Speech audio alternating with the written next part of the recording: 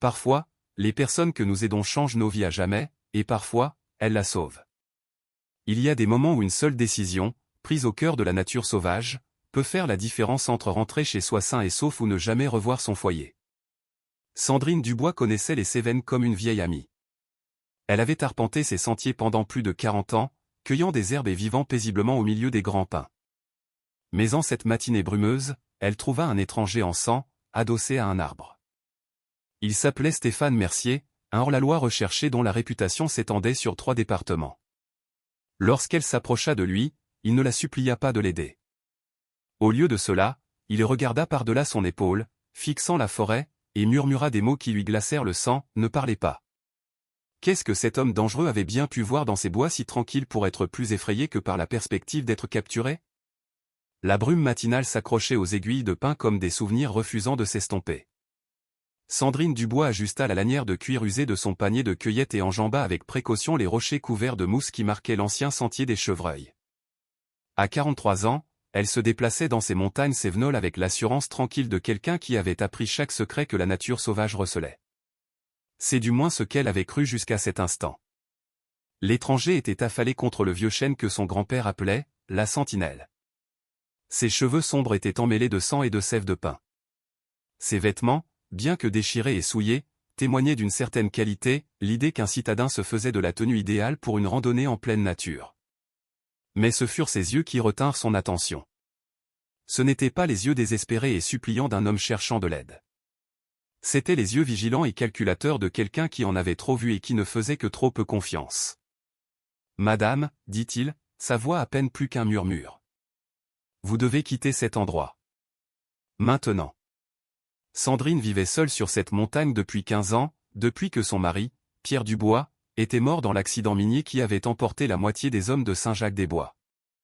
Elle avait appris à lire le danger dans la posture d'un homme, la tension de sa mâchoire, la façon dont sa main reposait près de son arme. Cet homme était dangereux, sans aucun doute, mais pas pour elle.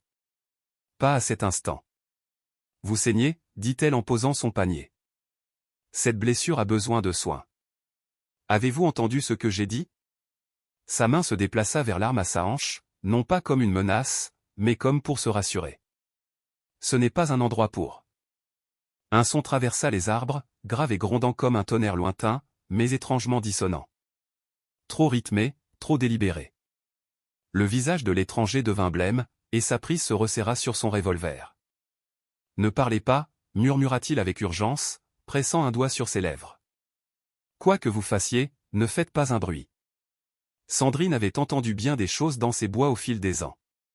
Le sifflement du vent dans le canyon, le craquement du bois qui se tasse, l'écho occasionnel d'un éboulement provenant des anciennes galeries de la mine. Mais ceci était différent. Cela ressemblait presque à des voix.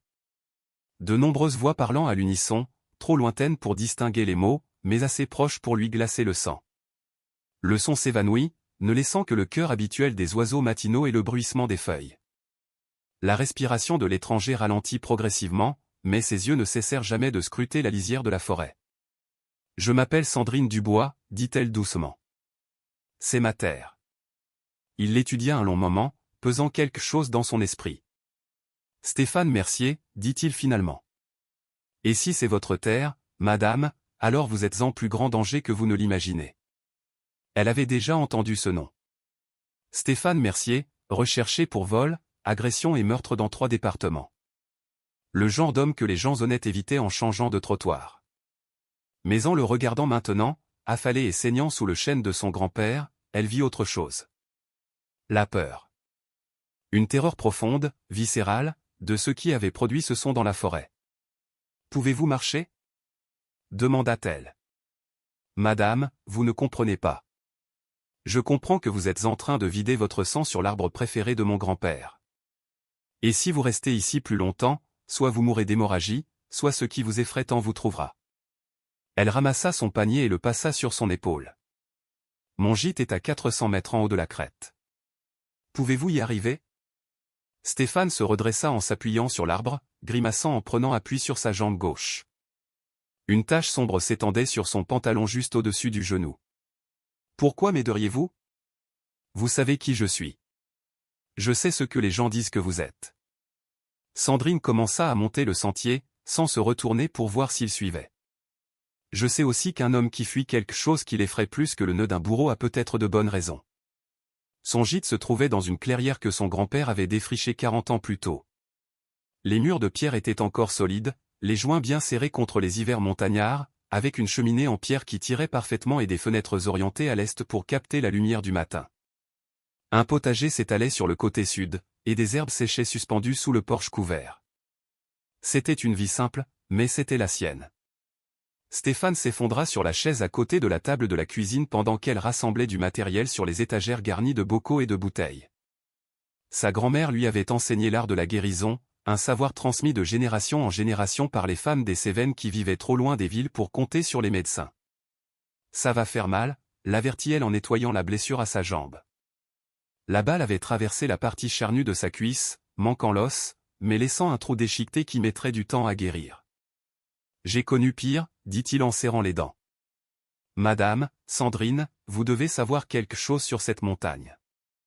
Sur ce qu'il y a dans ces galeries de mines. » Elle travailla en silence, suturant la plaie avec une efficacité experte. Son grand-père avait été l'un des hommes qui avait ouvert la mine de cuivre de Saint-Jacques-des-Bois en 1882. Elle avait grandi avec les histoires des débuts, lorsque le minerai de cuivre sortait de la montagne par wagonnets entiers et que l'avenir semblait aussi brillant qu'une pièce neuve.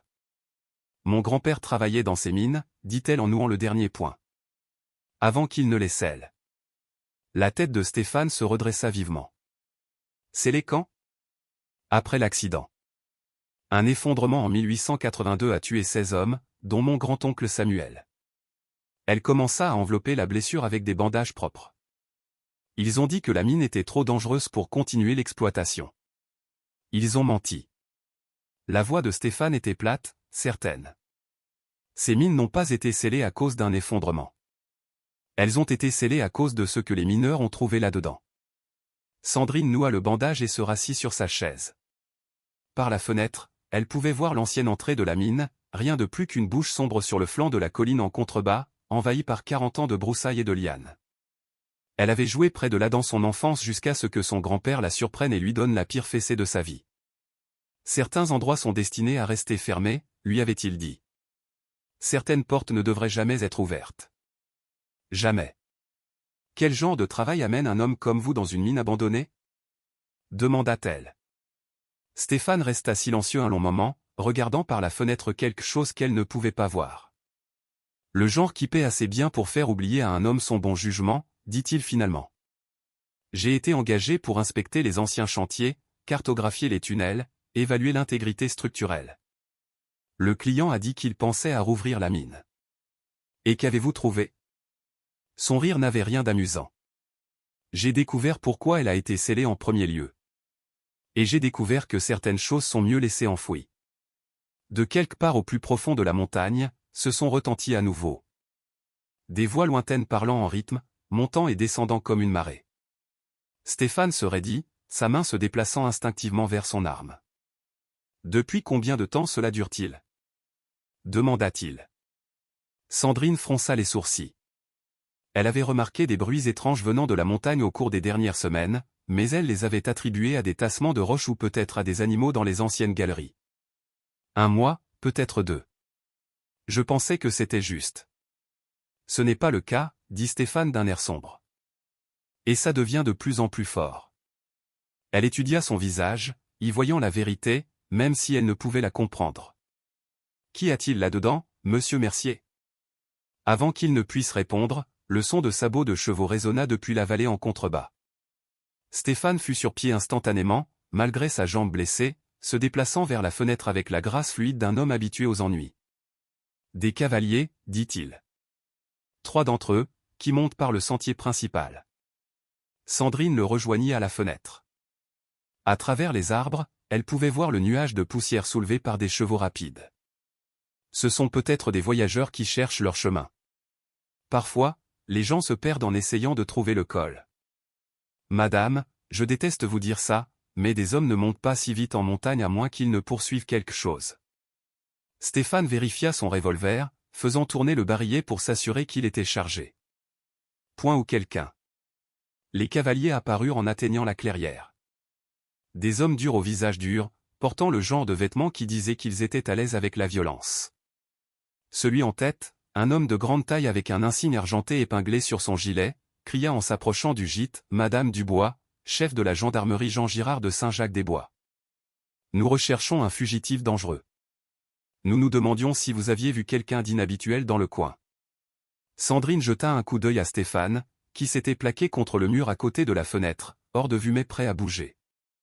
Elle pourrait le livrer maintenant, toucher la récompense offerte pour sa capture et retourner à sa vie tranquille. Ce serait la chose la plus sensée à faire. Au lieu de cela, elle ouvrit la porte et sortit sur le porche.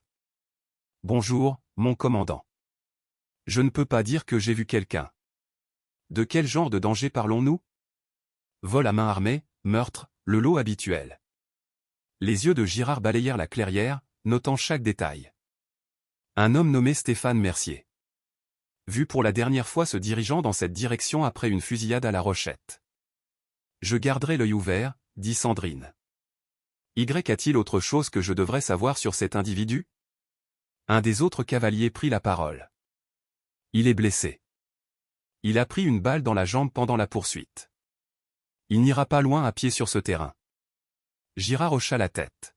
« Si vous voyez quoi que ce soit, absolument quoi que ce soit, vous envoyez un message en ville immédiatement. N'essayez pas de vous en occuper vous-même. C'est un tueur, Madame Dubois. » Je comprends, mon commandant. Les hommes de loi firent demi-tour et redescendirent le sentier, mais Sandrine remarqua qu'ils ne se dirigeaient pas vers la ville. Au lieu de cela, ils prirent le chemin qui menait plus profondément dans les montagnes, vers les anciens chantiers miniers. Elle ferma la porte et trouva Stéphane qui la regardait avec quelque chose comme de la gratitude dans les yeux. « Pourquoi » demanda-t-il simplement. « Parce qu'un homme n'a pas si peur de galeries de mines vides, dit-elle. Et parce que ce n'étaient pas des gendarmes. Qu'est-ce qui vous fait dire ça? Le chef de la gendarmerie Jean Girard est mort il y a 3 ans. D'une crise cardiaque. J'étais à ses funérailles. » Sandrine se dirigea vers son râtelier d'armes et décrocha le vieux fusil de chasse de son grand-père. « Donc, qui que soient ces hommes, ils n'étaient pas ici pour vous arrêter. Ils étaient ici pour s'assurer que vous restiez silencieux sur ce que vous avez trouvé là-dedans. » Stéphane se laissa retomber sur sa chaise, le poids de la compréhension s'abattant sur lui comme un linceul. « Alors nous sommes tous les deux dans le pétrin maintenant. Parce qu'ils ne vont pas simplement partir et oublier cet endroit. » Du plus profond de la montagne, cet étrange son retentit à nouveau, plus fort cette fois, et d'une manière ou d'une autre, plus proche. Par la fenêtre, Sandrine pouvait voir des oiseaux s'envoler des arbres près de l'entrée de la mine, comme si quelque chose les avait dérangés. « Monsieur Mercier, dit-elle calmement. Je pense qu'il est temps que vous me disiez exactement ce que vous avez trouvé là-dedans. » Mais avant que Stéphane ne puisse répondre, le son changea. Ce qui avait été des voix rythmiques devint autre chose, un grondement grave et affamé qui semblait provenir des pierres mêmes de la montagne. Et à cet instant, Sandrine comprit que sa vie tranquille sur la montagne était terminée, qu'elle le veuille ou non. Le grondement qui montait des profondeurs de la montagne s'estompa lentement, comme un écho piégé dans la pierre.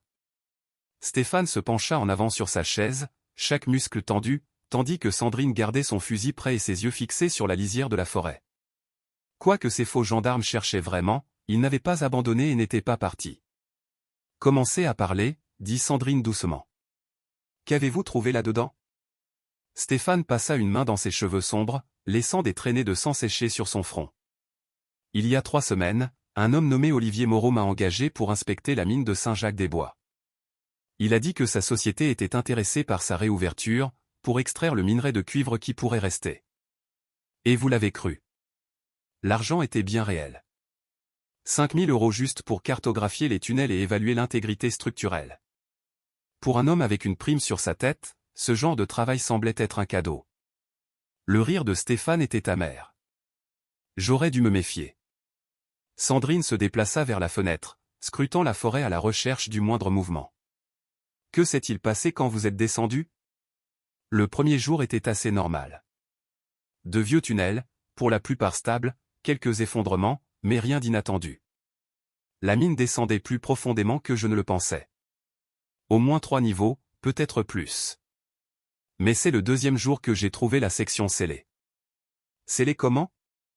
Un mur de pierre, peut-être 2 mètres d'épaisseur, ajusté si parfaitement qu'on pouvait à peine voir les joints. Un travail de professionnel, fait pour durer. Mais quelqu'un y avait travaillé récemment. De nouvelles marques d'outils, des débris frais. Ils avaient ouvert un trou juste assez grand pour qu'un homme puisse ramper à travers. Le son revint de la montagne, plus proche maintenant, et définitivement pas naturel. Sandrine avait chassé dans ces bois depuis qu'elle était assez grande pour porter un fusil, et elle connaissait chaque son que la montagne faisait. Ceci était tout autre chose. « Êtes-vous passé par le trou » demanda-t-elle.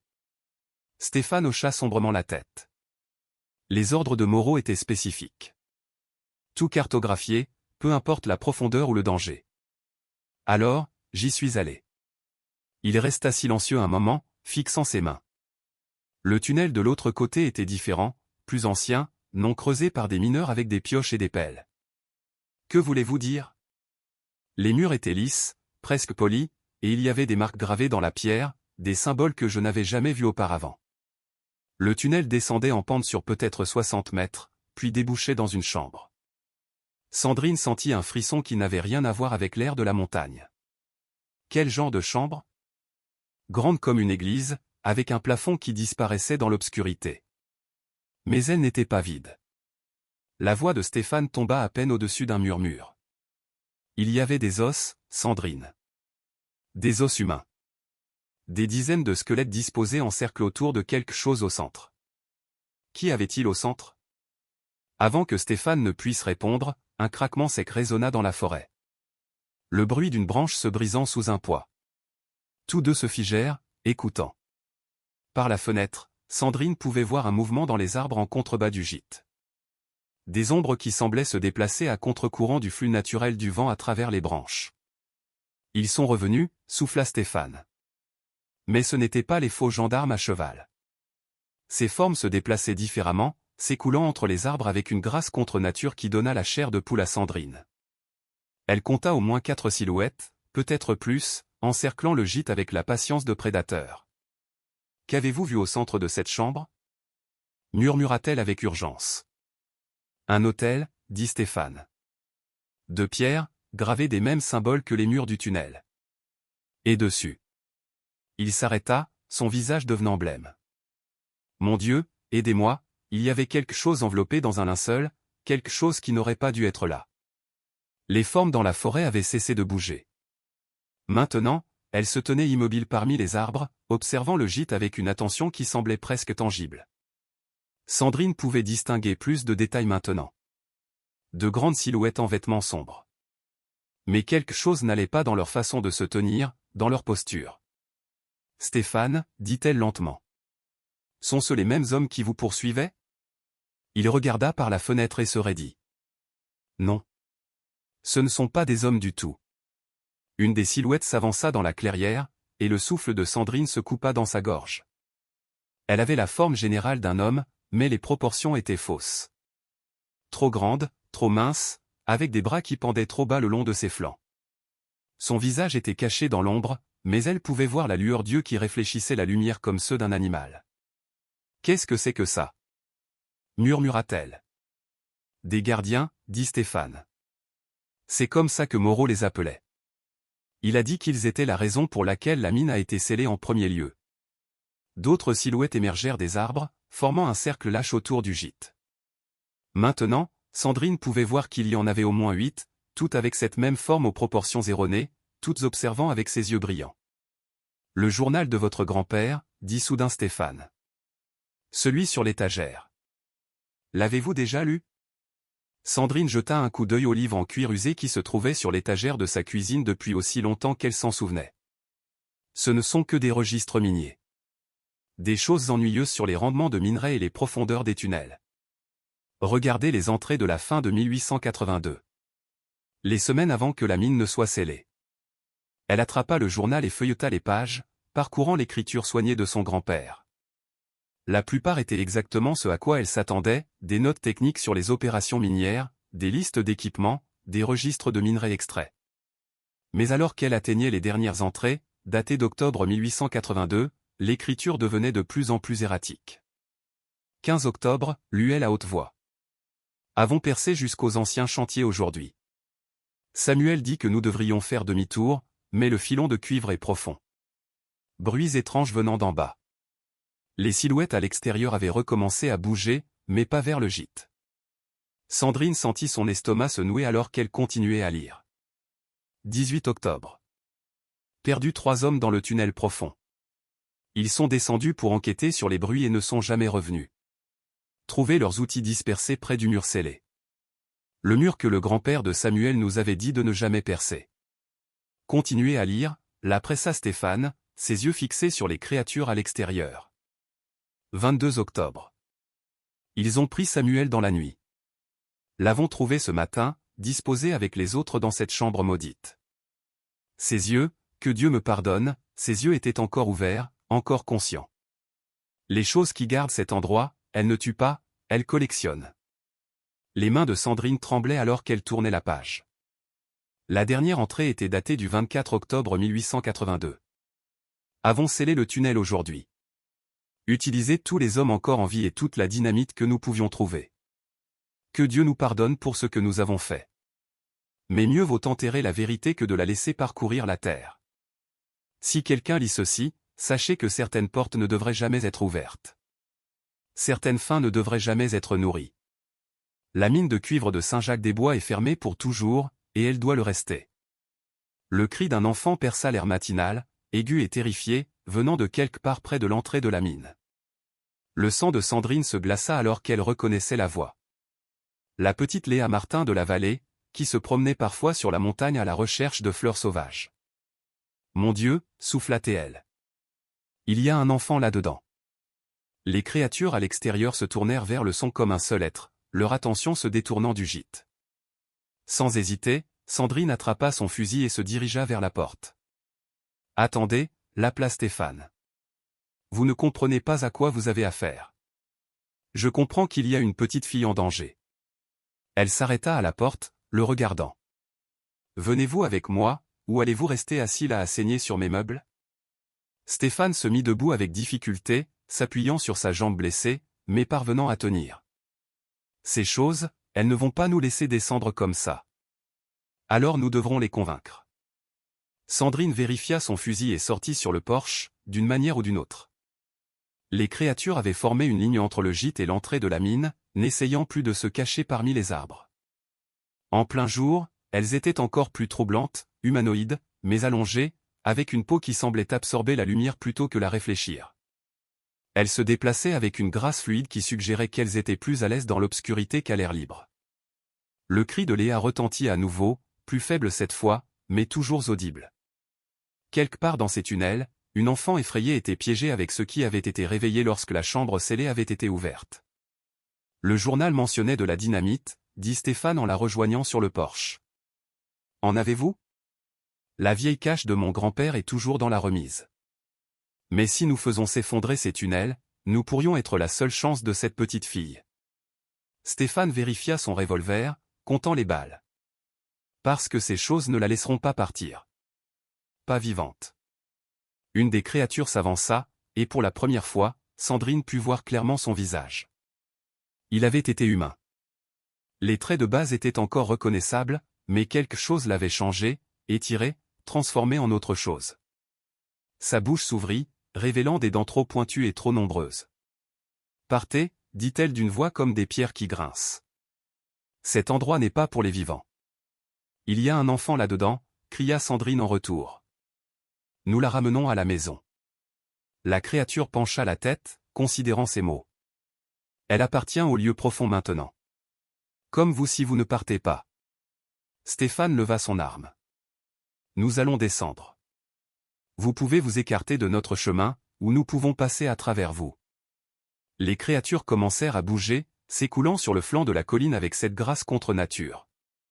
Elles n'étaient plus contentes de simplement regarder et attendre. Le cri de Léa résonna de la mine une dernière fois. Et puis, il n'y eut que le silence. Sandrine épaula son fusil et commença à descendre le sentier. Alors je suppose que nous passerons à travers eux. La première créature se déplaça comme une ombre liquide, couvrant la distance entre les arbres et le porche du gîte en 3 foulées incroyablement longues. Le fusil de Sandrine claqua, la balle attrapant la chose en plein torse et la faisant tournoyer, mais elle ne tomba pas. Un fluide sombre s'échappa de la blessure, mais la créature se redressa et continua d'avancer. « Visez la tête !» cria Stéphane, son revolver aboyant 2 fois en succession rapide. Un tir manqua sa cible, mais le second atteignit la créature à la tempe, l'abattant comme un arbre. « Ça marche mieux », marmonna Sandrine en actionnant le verrou de son vieux fusil de chasse. Les créatures restantes se dispersèrent, n'avançant plus en ligne droite, mais se déplaçant pour les prendre à revers de plusieurs directions. Leurs mouvements étaient coordonnés, intelligents. Quoique ces choses aient été autrefois, elles conservaient assez de ruse humaine pour chasser en meute. Stéphane descendit du porche en boitant, utilisant un piquet de clôture pour se stabiliser. « Nous devons atteindre cette entrée de mine avant qu'il ne nous coupe complètement la route. » « La remise d'abord, » dit Sandrine en reculant vers la petite structure en bois derrière son gîte. « Si nous descendons là-dedans, nous aurons besoin de lumière et d'explosifs. » Une créature émergea de derrière la remise, se déplaçant pour leur bloquer le passage. Celle-ci était différente des autres, plus petite, plus récemment transformée.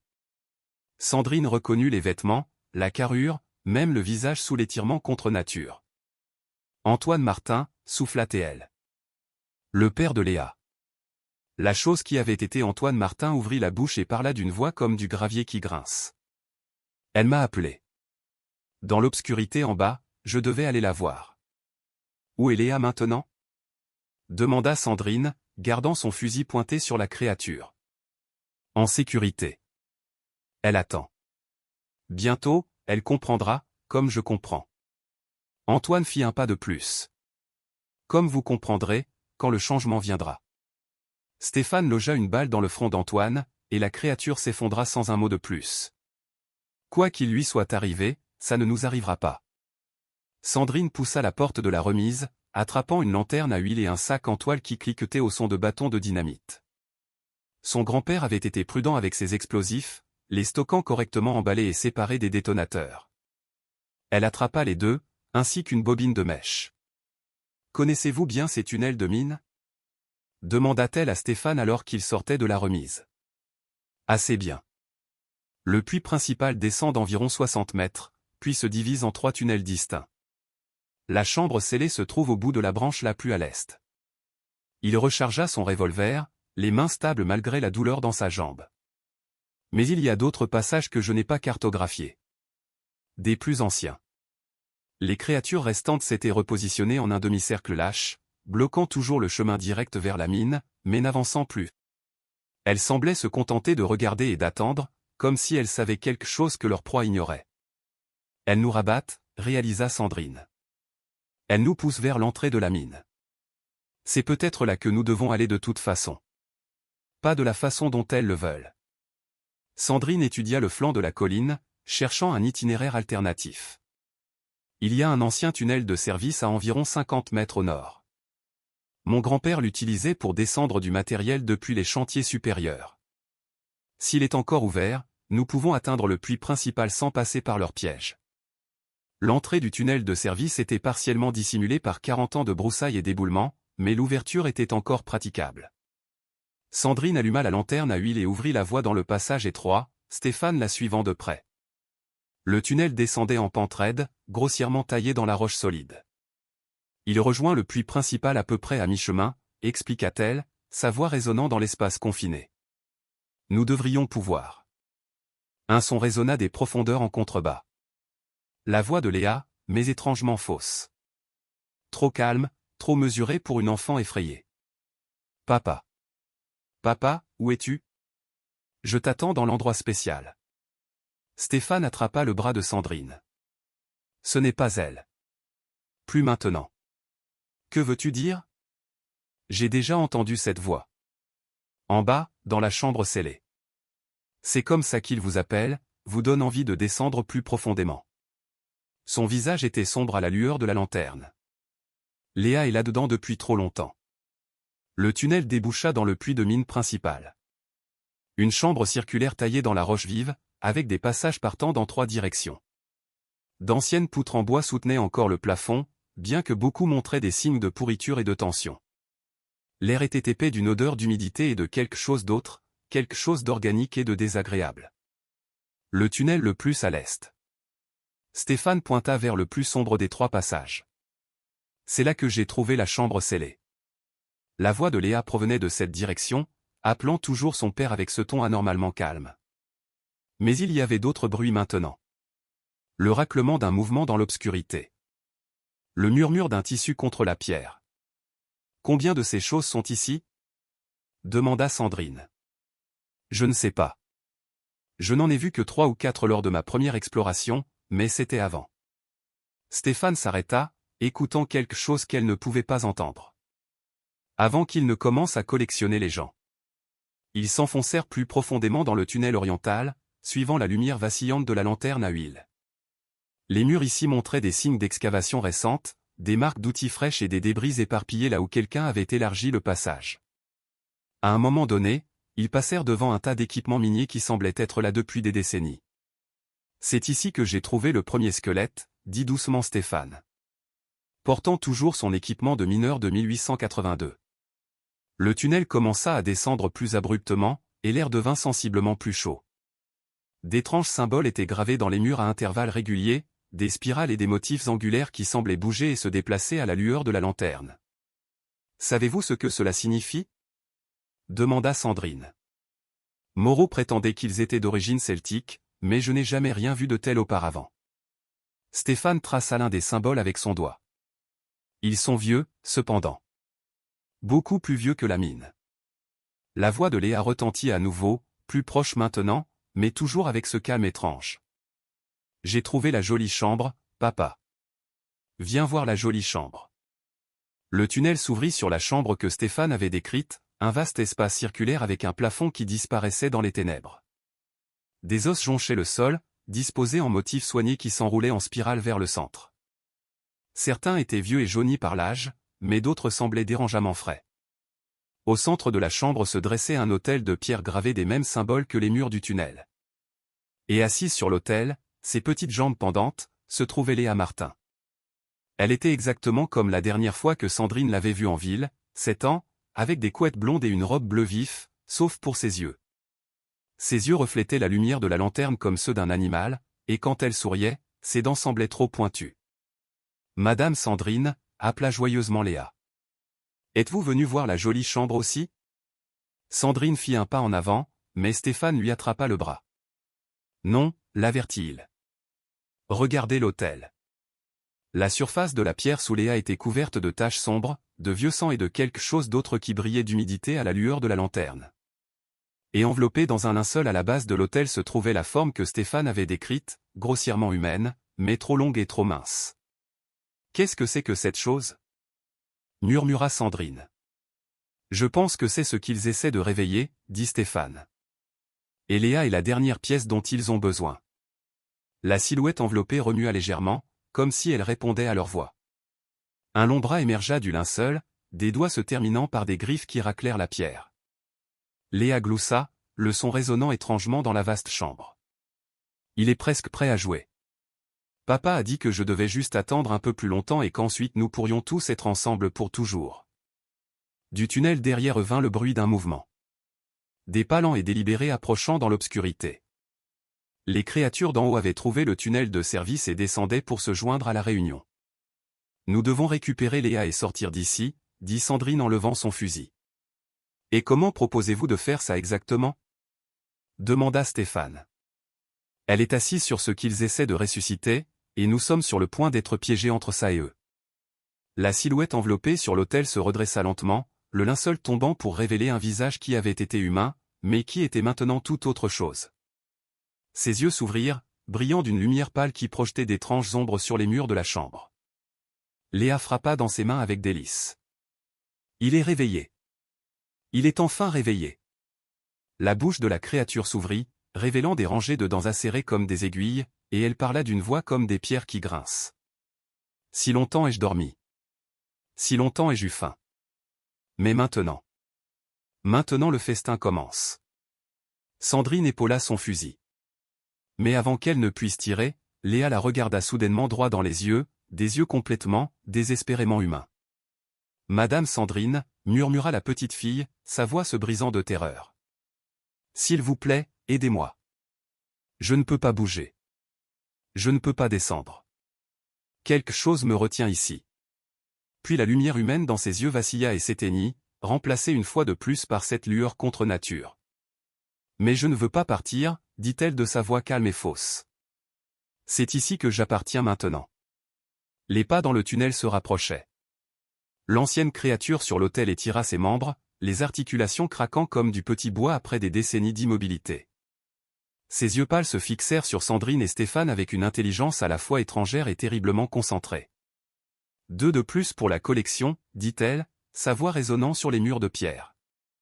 Comme il est attentionné de la part de mes serviteurs de me les amener directement. Stéphane leva son revolver, mais la créature se déplaça plus vite que tout ce qui était si vieux et décrépit n'en avait le droit. Une main griffue balaya l'air, faisant tomber l'arme de sa prise et l'envoyant cliqueter sur le sol jonché d'os. Allons, allons, gronda la créature, se réinstallant sur l'autel, avec Léa toujours perchée à côté d'elle comme une poupée grotesque. Nul besoin de violence. Bientôt, vous comprendrez que c'est exactement là que vous êtes censé être. Les pas dans le tunnel avaient atteint l'entrée de la chambre. 3 des créatures transformées émergèrent de l'obscurité, se déplaçant avec la même grâce fluide, mais montrant maintenant une déférence évidente envers la chose sur l'autel. Elles se disposèrent en demi-cercle, bloquant toute retraite. Sandrine gardait son fusil pointé sur l'ancienne créature, mais elle pouvait voir l'intelligence dans ses yeux, calculant son prochain mouvement avant même qu'elle ne le fasse. « Que voulez-vous » demanda-t-elle. « Vouloir » La créature pencha la tête, considérant la question. « Je veux ce que tout être veut après avoir dormi pendant des siècles dans le froid et l'obscurité. Je veux sentir à nouveau le soleil sur mon visage. Je veux parcourir le monde verdoyant d'en haut. Je veux goûter de la nourriture correctement préparée au lieu de subsister avec les offrandes que mes fidèles serviteurs m'apportent. » Elle fit un geste vers les os éparpillés dans la chambre, et l'estomac de Sandrine se retourna en réalisant de quel genre d'offrande il s'agissait.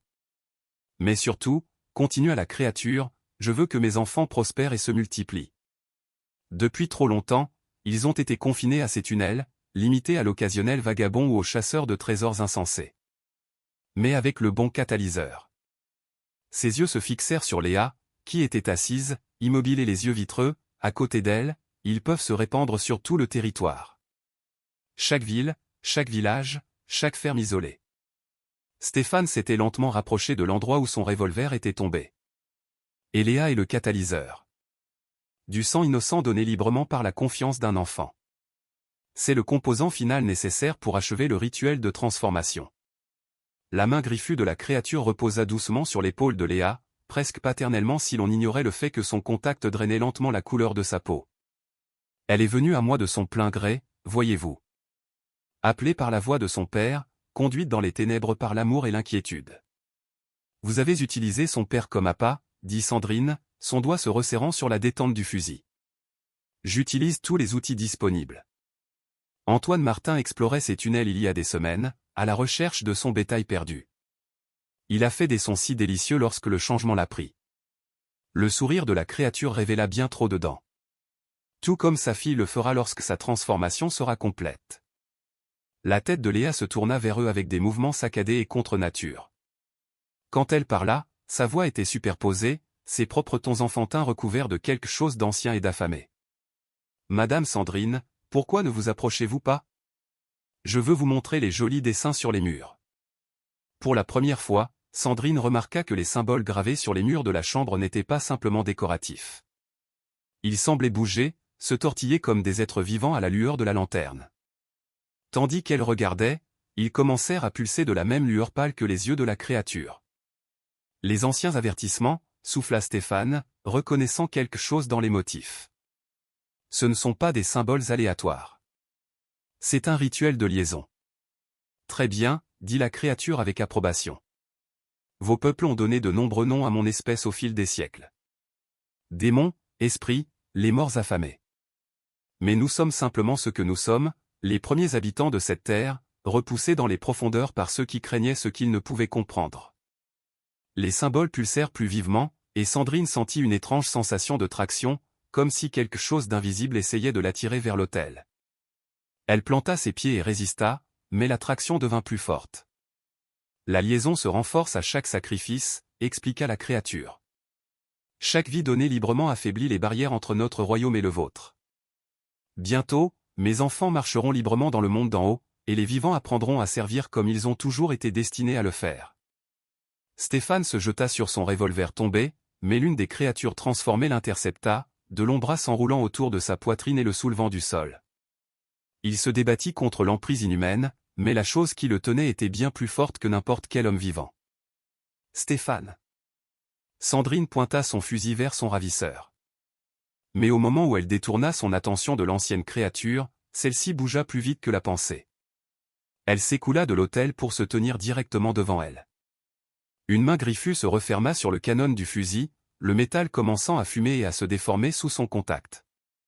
La chaleur était si intense qu'elle dut lâcher prise ou se brûler les mains. Un tel feu, dit la créature avec admiration. Une telle détermination à protéger ceux qui vous sont chers. Vous ferez une excellente addition à ma collection. Je ne ferai partie de rien du tout, grogna Sandrine en attrapant la dynamite dans son sac. L'autre main de la créature jaillit, saisissant son poignet avec une poigne de fer. Là où ses griffes touchaient sa peau, elle sentit un engourdissement froid se propager dans son bras. Le changement ne fait pas mal, dit-elle doucement. En fait, la plupart le trouvent assez libérateur. Toute cette émotion humaine, toute cette peur et cette incertitude disparaissent, remplacées par un but, un sentiment d'appartenance, la joie de servir quelque chose de plus grand que soi. L'engourdissement se propageait plus rapidement maintenant, atteignant son épaule. Sandrine sentait ses forces l'abandonner, sa vision commençant à se brouiller sur les bords. Mais avec sa main libre, elle réussit à sortir un bâton de dynamite du sac. Vous savez ce que je trouve libérateur? Halta-t-elle. Ne pas avoir à écouter les discours de mégalomanes. Elle mordit la mèche, l'allumant avec la flamme de la lanterne à huile qu'elle avait réussi à conserver. La dynamite crépita, brûlant vite et fort. Les yeux de la créature s'écarquillèrent, et pour la première fois, elle montra quelque chose comme de l'inquiétude. Vous feriez s'effondrer toute la chambre. Vous nous tuerez tous, y compris l'enfant. Mieux vaut ça que de vous laisser en liberté dans le monde, dit Sandrine en serrant les dents. Mais même en parlant, elle pouvait voir Léa sur l'autel. Toujours Léa, malgré l'influence de la chose. Toujours une fillette de 7 ans qui méritait une chance de grandir et de vivre sa vie. La mèche brûlait rapidement, peut-être 10 secondes avant que la dynamite n'explose. Stéphane, toujours en train de lutter dans l'emprise de la créature, croisa son regard et hocha la tête vers une fissure étroite dans le mur de la chambre qu'elle n'avait pas remarquée auparavant. L'ancien tunnel de drainage, cria-t-il. Il mène à la surface. La créature qui tenait Stéphane le relâcha soudainement. Les 3 êtres transformés s'écoulèrent vers Sandrine avec une vitesse inhumaine. Mais ils étaient trop tard. La mèche était presque entièrement consumée. Sandrine fit son choix. Au lieu de s'accrocher à la dynamite, elle la lança vers le plafond de la chambre, loin de Léa et de l'autel. L'explosion, quand elle se produisit, fit s'effondrer une partie du toit, mais laissa la chambre principale intacte. Dans le chaos des chutes de pierre et de la poussière tourbillonnante, Stéphane attrapa Léa de l'autel tandis que Sandrine ramassait son revolver tombé. L'ancienne créature rugit de fureur, sa voix faisant tomber des pierres de ce qui restait du plafond. Le tunnel de drainage, cria Stéphane en portant Léa vers la fissure dans le mur.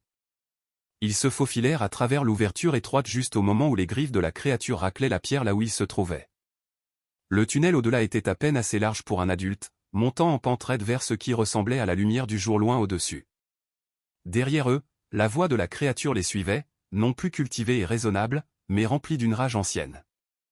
Vous ne pouvez pas vous échapper. Cette montagne est mienne, et tout ce qu'elle contient m'appartient. Mais alors qu'il grimpait vers la lumière, Léa remua dans les bras de Stéphane, ses yeux s'éclaircissant pour la première fois depuis qu'il l'avait trouvée. Madame Sandrine, murmura-t-elle. J'ai fait de si étranges rêves. Peut-être qu'il pourrait s'échapper après tout. Mais même alors que l'espoir renaissait, Sandrine savait que l'ancienne créature n'allait pas abandonner facilement. Il l'avait blessée, embarrassée, lui avait volé son prix, et quelque chose qui avait attendu des siècles pour être libre n'allait pas laisser un petit effondrement contrecarrer ses plans. Le vrai combat ne faisait que commencer. Le tunnel de drainage émergea derrière un rideau de lauriers de montagne, à mi-chemin de la crête depuis le gîte de Sandrine. Ils trébuchèrent dans la lumière de l'après-midi, haletants et couverts de poussière de pierre, avec Léa s'accrochant au cou de Stéphane comme un chaton effrayé. Nous devons aller en ville, dit Stéphane, posant doucement Léa sur ses pieds. Avertir les gens de ce qu'il y a là-dessous. Ça ne servira à rien. Sandrine vérifia le barillet du revolver. 4 balles restantes. Ces faux gendarmes de ce matin, ils font partie de la société qui vous a engagé. Ils auront convaincu les vraies autorités que c'est nous qui sommes dangereux. Léa les regarda avec des yeux qui étaient, heureusement, de nouveau complètement humains. Où est papa? Il a dit qu'il venait me chercher, mais ensuite je me suis perdu dans l'endroit sombre. Sandrine s'agenouilla à côté de la petite fille, choisissant ses mots avec soin. Ton papa a été blessé, ma chérie. Mais nous allons t'emmener quelque part en sécurité, et ensuite nous trouverons un moyen de l'aider. Ce n'était pas exactement un mensonge. Antoine Martin était au-delà de toute aide conventionnelle, mais il y avait peut-être encore un moyen de le libérer de ceux qui avaient pris le contrôle de son corps. Le rituel de liaison, dit Stéphane comme s'il lisait dans ses pensées. Cette créature a dit que chaque sacrifice affaiblissait les barrières. Peut-être que si nous pouvons inverser le processus. Un son semblable au tonnerre monta des profondeurs de la montagne, suivi par le fracas de pierres qui tombaient. L'ancienne créature ne prenait pas leur fuite en silence. Nous avons besoin de provisions, dit Sandrine. De la nourriture, des munitions, plus d'explosifs. Si nous allons combattre cette chose correctement, nous devons être préparés. Ils retournèrent au gîte, se déplaçant avec précaution à travers la forêt et guettant les signes des créatures transformées. Le bâtiment semblait intact de l'extérieur, mais lorsqu'ils montèrent sur le porche, Sandrine sentit une odeur anormale, une odeur douceâtre et écœurante, comme des fleurs laissées trop longtemps dans l'eau. À l'intérieur, ils trouvèrent le gîte exactement comme ils l'avaient laissé, à l'exception d'un ajout. Posée sur la table de la cuisine se trouvait une robe d'enfant déchirée, boueuse et tachée de quelque chose de sombre. La robe de Léa, celle qu'elle portait lors de sa première disparition. Comment est-ce arrivé ici? Demanda Stéphane. Un message, dit Sandrine d'un air sombre. Ils veulent que nous sachions qu'ils peuvent nous atteindre n'importe où. Léa fixa la robe avec de grands yeux. C'est ce que je portais quand je suis allé chercher papa, mais je ne me souviens pas de l'avoir enlevé.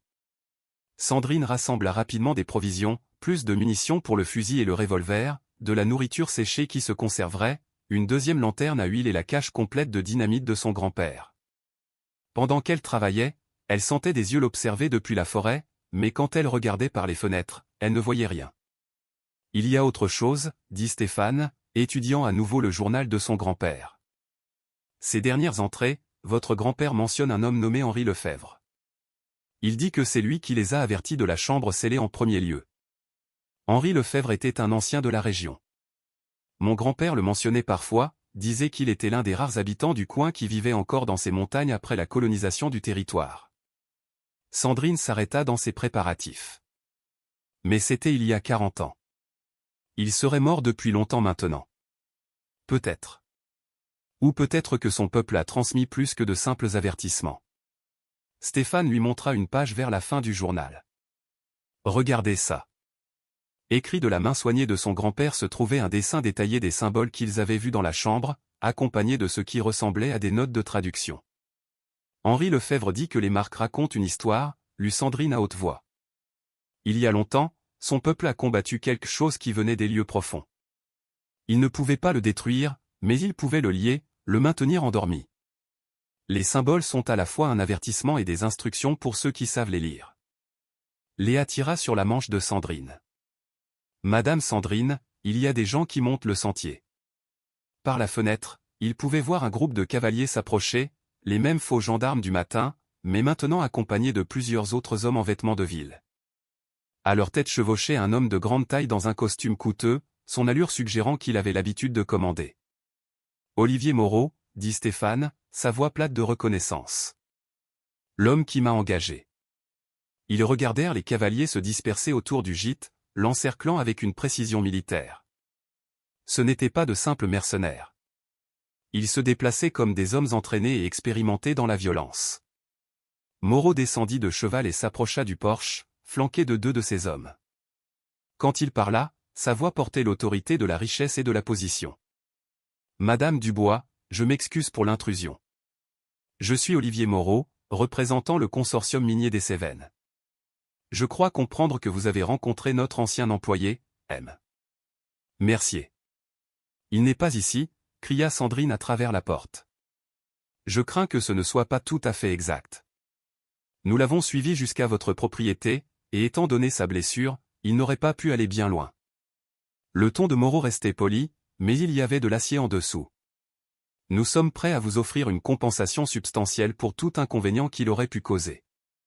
Stéphane se déplaça vers la fenêtre, restant hors de vue mais se positionnant pour un tir clair. Il gagne du temps, murmura-t-il. Il a probablement des hommes qui se déplacent vers l'arrière. M.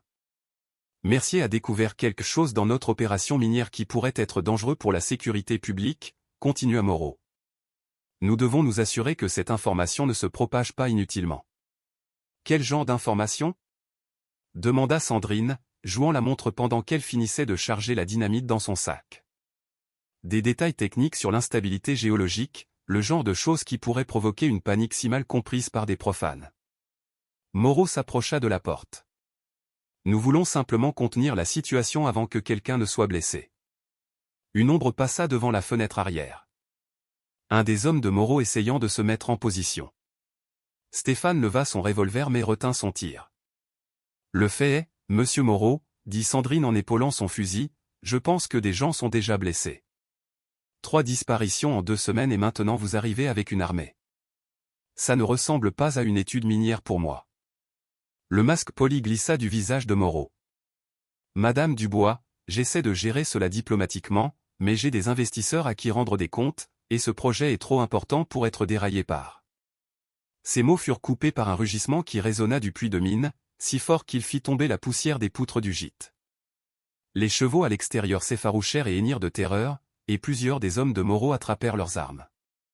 Qu'est-ce que c'était que ça, bon Dieu ? Cria l'un d'eux. Le visage de Moreau était devenu blême, mais il retrouva rapidement son calme. Des tirs de mine contrôlés. Ça fait partie de notre processus d'excavation. Un autre rugissement, plus proche cette fois, et le sol trembla réellement sous leurs pieds. Par les fenêtres, ils pouvaient voir des formes bouger dans la forêt. Les créatures transformées émergeant de la mine, attirées par la présence de tant de victimes potentielles. Je ne pense pas que ce soit vos employés, monsieur Moreau, dit Sandrine. La première créature entra dans la clairière, et les chevaux de Moreau paniquèrent complètement. Les animaux se cabrèrent et ruèrent, désarçonnant leurs cavaliers et se dispersant dans toutes les directions. Les hommes se mirent à l'abri, sortant leurs armes et tirant sauvagement sur des cibles qu'ils ne comprenaient pas. « Qu'avez-vous fait » hurla Moreau, son calme finissant par craquer. Ils n'étaient pas censés monter pendant la journée. « Alors, vous savez ce qu'ils sont, dit Stéphane en sortant sur le porche, son revolver prêt. « Des spécimens contrôlés, dit Moreau désespérément. Des actifs gérables.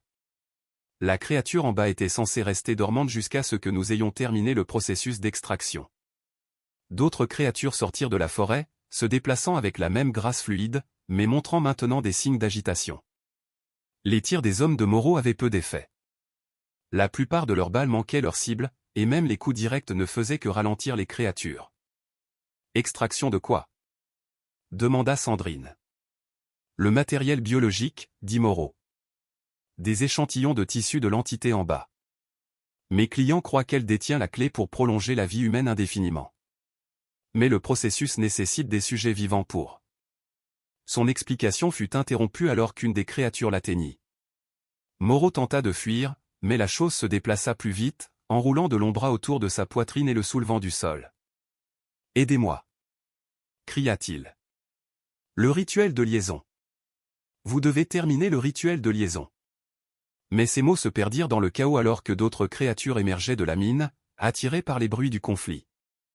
La clairière devint un champ de bataille, les hommes de Moreau tirant désespérément sur des cibles qui semblaient immunisées contre les armes conventionnelles.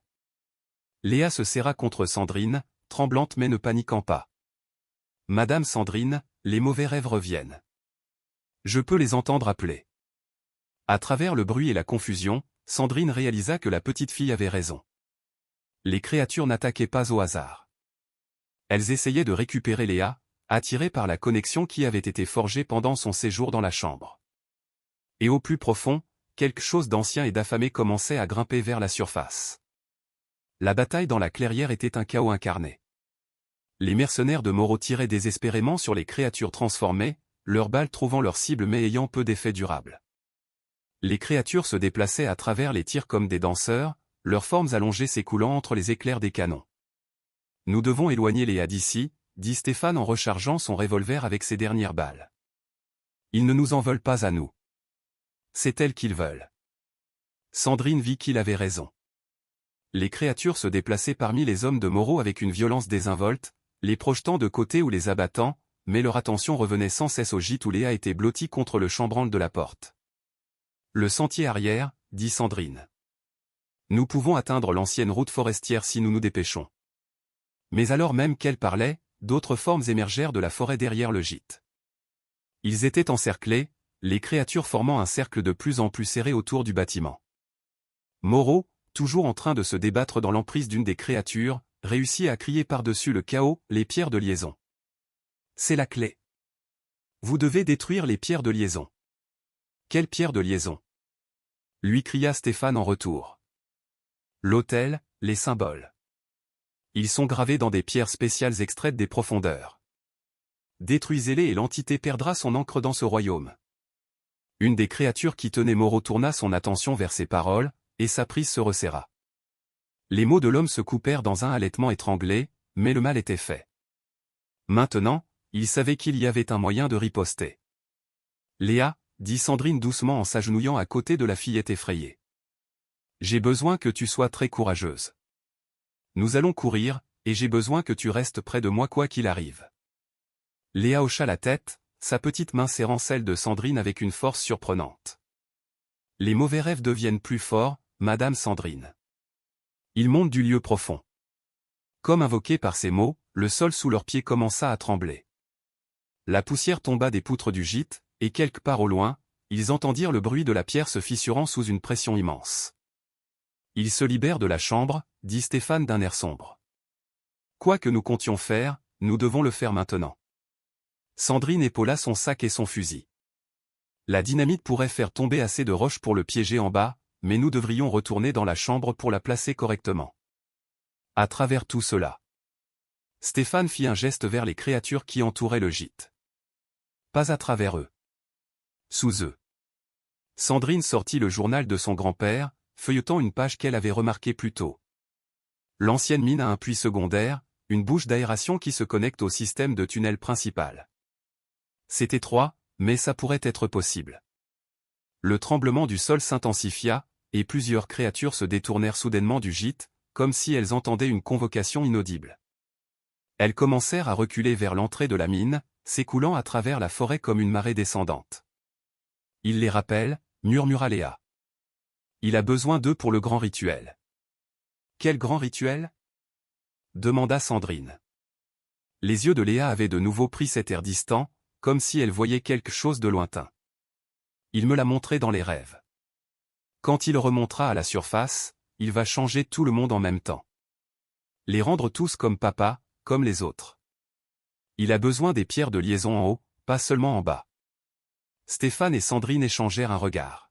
« Tu veux dire qu'il y a d'autres pierres de liaison, pas seulement celles de la chambre ? » « Toute la montagne est un grand cercle rituel, » dit Léa d'une voix trop vieille pour son âge. « Il se prépare depuis des décennies, déplaçant les pierres pièce par pièce. Ce soir, quand la lune sera noire, il achèvera la liaison. » Le sol trembla à nouveau, plus fort cette fois, et ils purent entendre le bruit de pierres massives se déplaçant au plus profond. Quoi que ce soit qui montait de la chambre scellée était assez puissant pour déplacer des tonnes de roches. « Le puits d'aération, » dit Sandrine avec urgence. « Où est-il » Selon les notes de son grand-père, le puits secondaire s'ouvrait à environ 200 mètres au nord de l'entrée principale de la mine, dissimulée par un bosquet de trembles. S'il pouvait l'atteindre sans être détecté, il pourrait peut-être retourner dans le système de tunnel et atteindre les pierres de liaison avant que l'ancienne créature n'achève son rituel. Mais d'abord, il devait sortir du gîte vivant. Les créatures s'étaient pour la plupart retirées, mais plusieurs rôdaient encore dans la forêt autour de la clairière.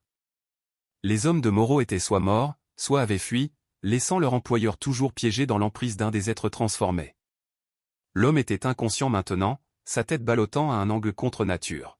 « Il est vivant » observa Stéphane. Ils le veulent vivant pour une raison.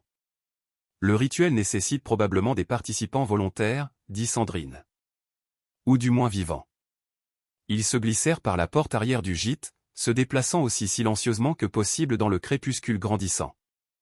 Le puits d'aération était exactement là où le journal de son grand-père l'indiquait, une ouverture circulaire d'environ 1,20 m de diamètre, partiellement dissimulée par des troncs tombés et des années de débris accumulés. Il descend tout droit sur environ 10 mètres, puis s'incline vers le tunnel principal, dit Sandrine en consultant le journal. Mon grand-père l'utilisait pour tester la qualité de l'air dans la mine. Stéphane jeta un coup d'œil dans l'obscurité en contrebas. Ça va être juste. Mieux que d'affronter ces choses en terrain découvert. Sandrine attacha une corde autour d'un tremble robuste et laissa tomber l'autre extrémité dans le puits. Je descends en premier, puis Léa, puis toi. La descente fut éprouvante. Le puits était à peine assez large pour un adulte, et les parois étaient glissantes de décennies d'humidité. Mais ils parvinrent à atteindre le fond sans incident, émergeant dans un tunnel étroit qui se connectait au système minier principal. L'air ici semblait différent de ce matin. Plus épais, presque vivant d'une énergie malveillante. D'étranges lumières vacillaient au loin, et ils pouvaient entendre le son d'un chant résonnant à travers les tunnels. « Il commence déjà », murmura Léa.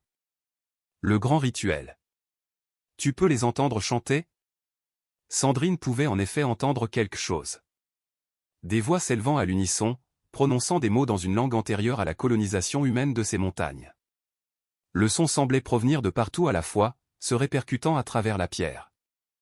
Ils suivirent le tunnel vers la chambre principale, se déplaçant aussi silencieusement que possible. En chemin, ils passèrent devant plusieurs chambres plus petites que Sandrine ne se souvenait pas des descriptions de son grand-père.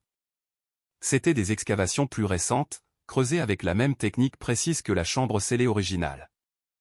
Les gens de Moreau ont été occupés, observa Stéphane. Ce n'est pas seulement de l'exploitation minière. C'est de l'excavation archéologique. Dans l'une des chambres, ils trouvèrent des piles de caisses marquées de logos d'entreprises et de dates d'expédition. Le contenu était soigneusement catalogué, des tablettes de pierre couvertes de symboles, des artefacts qui semblaient bien plus anciens que n'importe quelle relique celtique, et des conteneurs en verre remplis de quelque chose qui brillait de la même lumière pâle que les yeux de la créature. Des échantillons de tissu, réalisa Sandrine. Ils ont récolté des morceaux de cette chose pendant des mois et les ont vendus aux plus offrants. Stéphane examina l'un des manifestes d'expédition. Ça part à des clients du monde entier. Des sociétés pharmaceutiques, des instituts de recherche, des collectionneurs privés. Le chant devint plus fort à l'approche de la chambre principale, et Léa se mit à trembler. « Il sait que nous sommes là », murmura-t-elle. « Il sent que je reviens. » Par l'ouverture du tunnel, il pouvait voir que la chambre avait été transformée. Les pierres de liaison de l'autel avaient été déplacées, disposées en un cercle parfait autour de la silhouette enveloppée qui n'était plus enveloppée. L'ancienne créature se tenait au centre du cercle, non plus flétrie et décrépite, mais d'une certaine manière plus solide, plus présente dans le monde. Autour du cercle se tenaient des dizaines d'êtres transformés. Pas seulement les victimes récentes comme Antoine Martin, mais des convertis plus anciens, des gens portés disparus depuis des années. Ils chantaient à l'unisson, leur voix créant des harmonies qui semblaient résonner à travers la pierre même. Et là, au bord du cercle, se trouvait Olivier Moreau. Il était conscient maintenant, mais ses yeux avaient le même regard vitreux que les autres êtres transformés. Le changement avait déjà commencé. « Nous sommes trop tard », dit Stéphane. « Le rituel est presque terminé. » Mais Sandrine étudiait la disposition des pierres de liaison, la comparant au schéma du journal de son grand-père. « Pas tout à fait, dit-elle. Regarde le motif. Il leur manque la clé de voûte, la pièce centrale qui concentre l'énergie de liaison. » Léa se redressa soudainement, ses yeux s'éclaircissant. « Je sais où elle est, dit-elle. Il me l'a montrée dans les rêves. C'est la pierre que papa a trouvée quand il cherchait le bétail perdu. Celle qui l'a fait commencer à descendre ici. La clé de voûte. Sans elle, le rituel ne pouvait être achevé.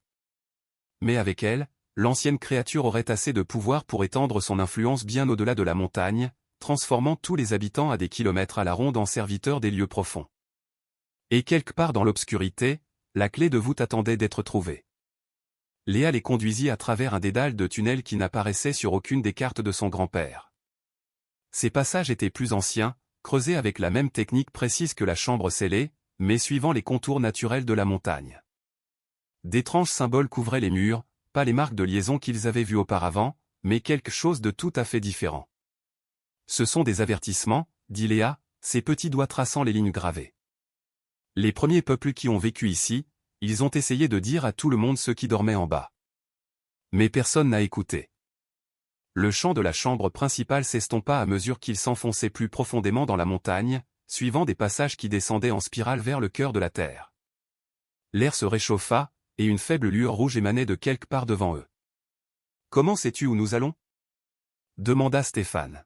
« Papa me l'a montré, avant que la mauvaise chose ne le possède complètement. Il a trouvé la clé de voûte dans le lieu profond, là où la terre saigne du feu. » La voix de Léa était neutre, comme si elle discutait du temps qu'il faisait. Il l'a trouvée jolie, alors il l'a remontée pour la montrer à maman. Mais quand il l'a touchée, les rêves ont commencé. Ils débouchèrent dans une vaste caverne naturelle, bien plus grande que la chambre rituelle au-dessus. La lueur rouge provenait de veines d'un certain minéral dans les parois, ni tout à fait cristal, ni tout à fait métal, mais quelque chose qui pulsait de sa propre lumière intérieure. Au centre de la caverne, entouré d'un bassin d'eau qui fumait dans l'air chaud, se dressait un pilier de pierre noire. Et incrusté au sommet de ce pilier se trouvait la clé de voûte, un morceau du même matériau que les pierres de liaison, mais plus grand et plus finement sculpté.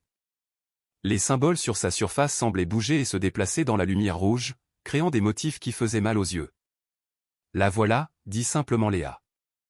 Stéphane s'avança vers le pilier, mais Sandrine lui attrapa le bras. « Attends. Quelque chose ne va pas. » Elle avait raison. La caverne était trop parfaite, trop manifestement un point focal pour la puissance qui dormait dans la montagne. Et la clé de voûte était là, sans surveillance, comme si elle attendait que quelqu'un la réclame.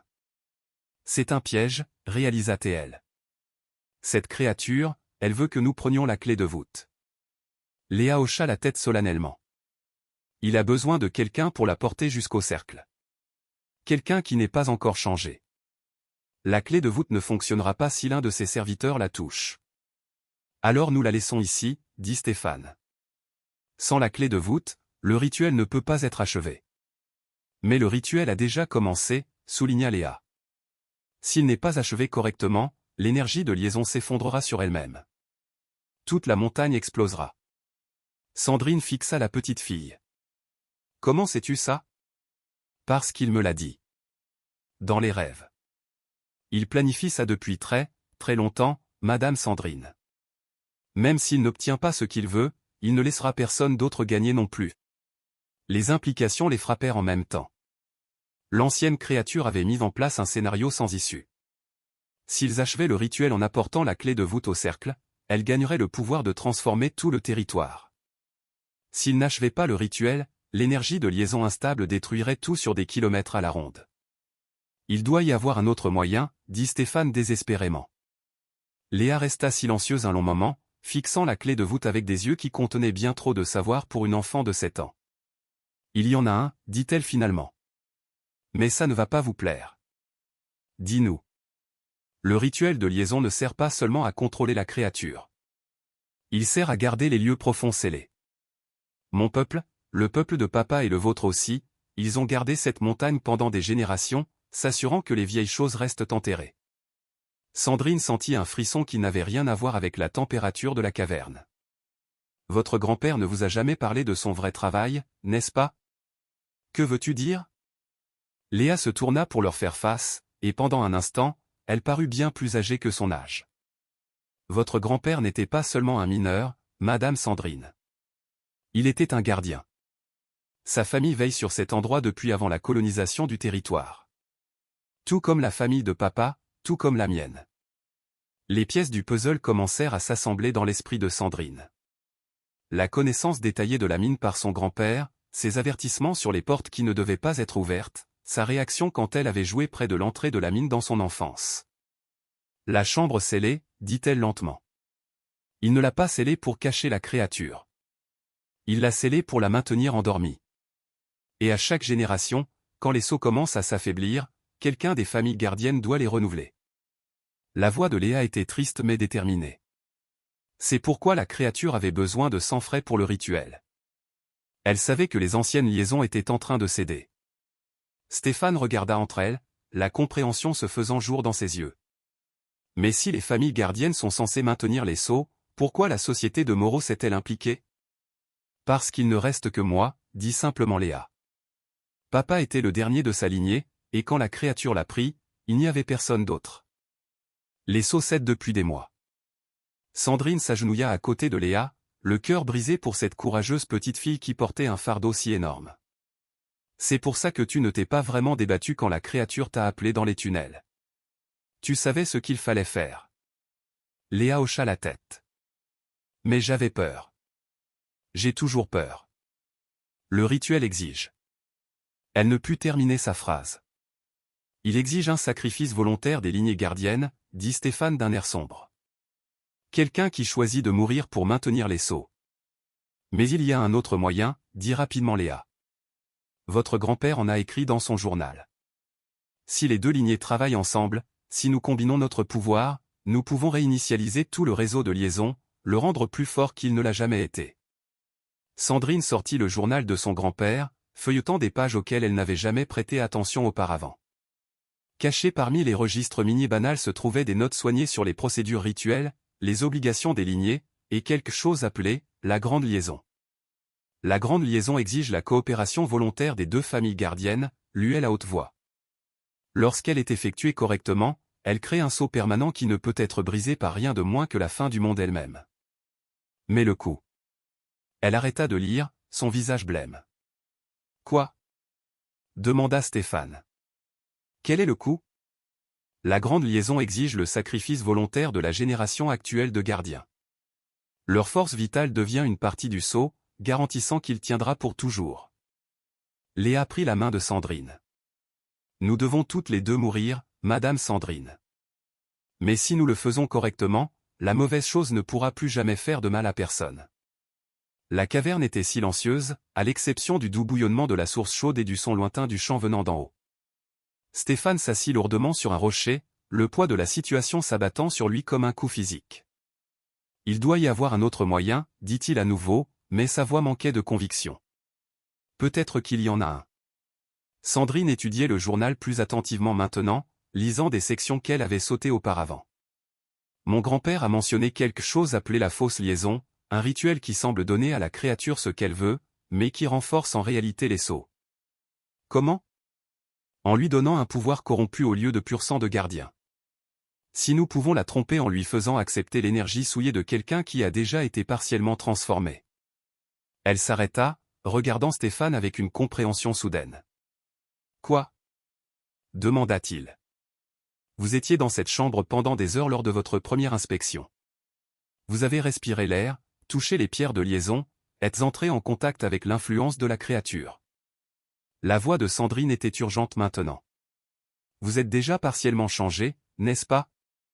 C'est pourquoi vous pouviez voir les créatures dans la forêt. Pourquoi vous saviez qu'elles n'étaient pas humaines? Stéphane resta silencieux un long moment, puis remonta lentement sa manche. Là où la créature avait saisi son bras ce matin-là, des veines sombres se propageaient sous sa peau, suivant le trajet de ses vaisseaux sanguins. Combien de temps me reste-t-il? Demanda-t-il doucement. Je ne sais pas. Mais peut-être assez longtemps. Sandrine se tourna vers Léa. Si Stéphane porte la clé de voûte jusqu'au cercle rituel et que nous effectuons la fausse liaison au lieu de la vraie, la créature sera piégée pour toujours.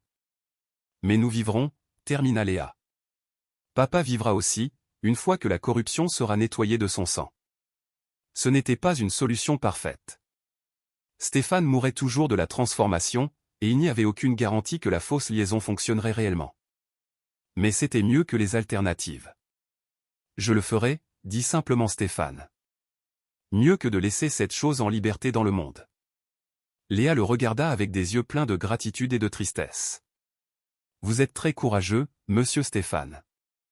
Non, dit-il en soulevant la clé de voûte de son reposoir. Au moment où ses doigts touchèrent la surface sculptée, les veines sombres sous sa peau commencèrent à pulser de la même lumière pâle que les yeux de la créature. Je suis juste un homme qui a fait trop de mauvais choix. C'est le premier bon que je fais depuis des années.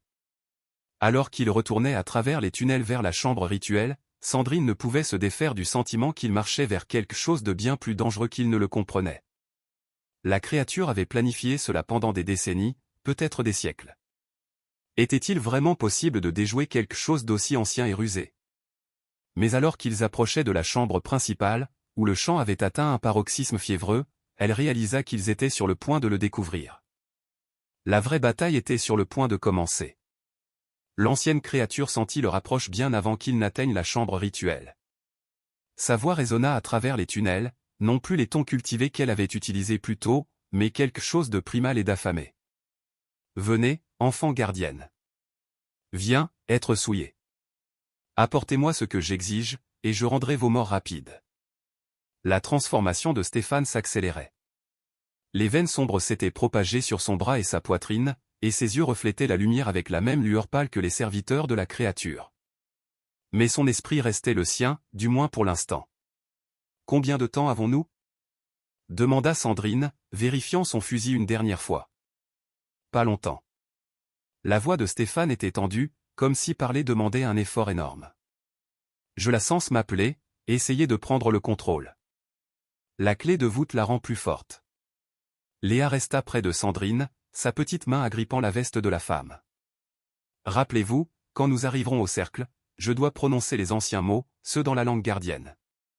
N'essayez pas de m'arrêter, même si on dirait que j'ai de la mauvaise chose. Ils atteignirent l'entrée du tunnel menant à la chambre principale et jetèrent un coup d'œil à l'intérieur. La scène avait radicalement changé depuis leur dernière visite.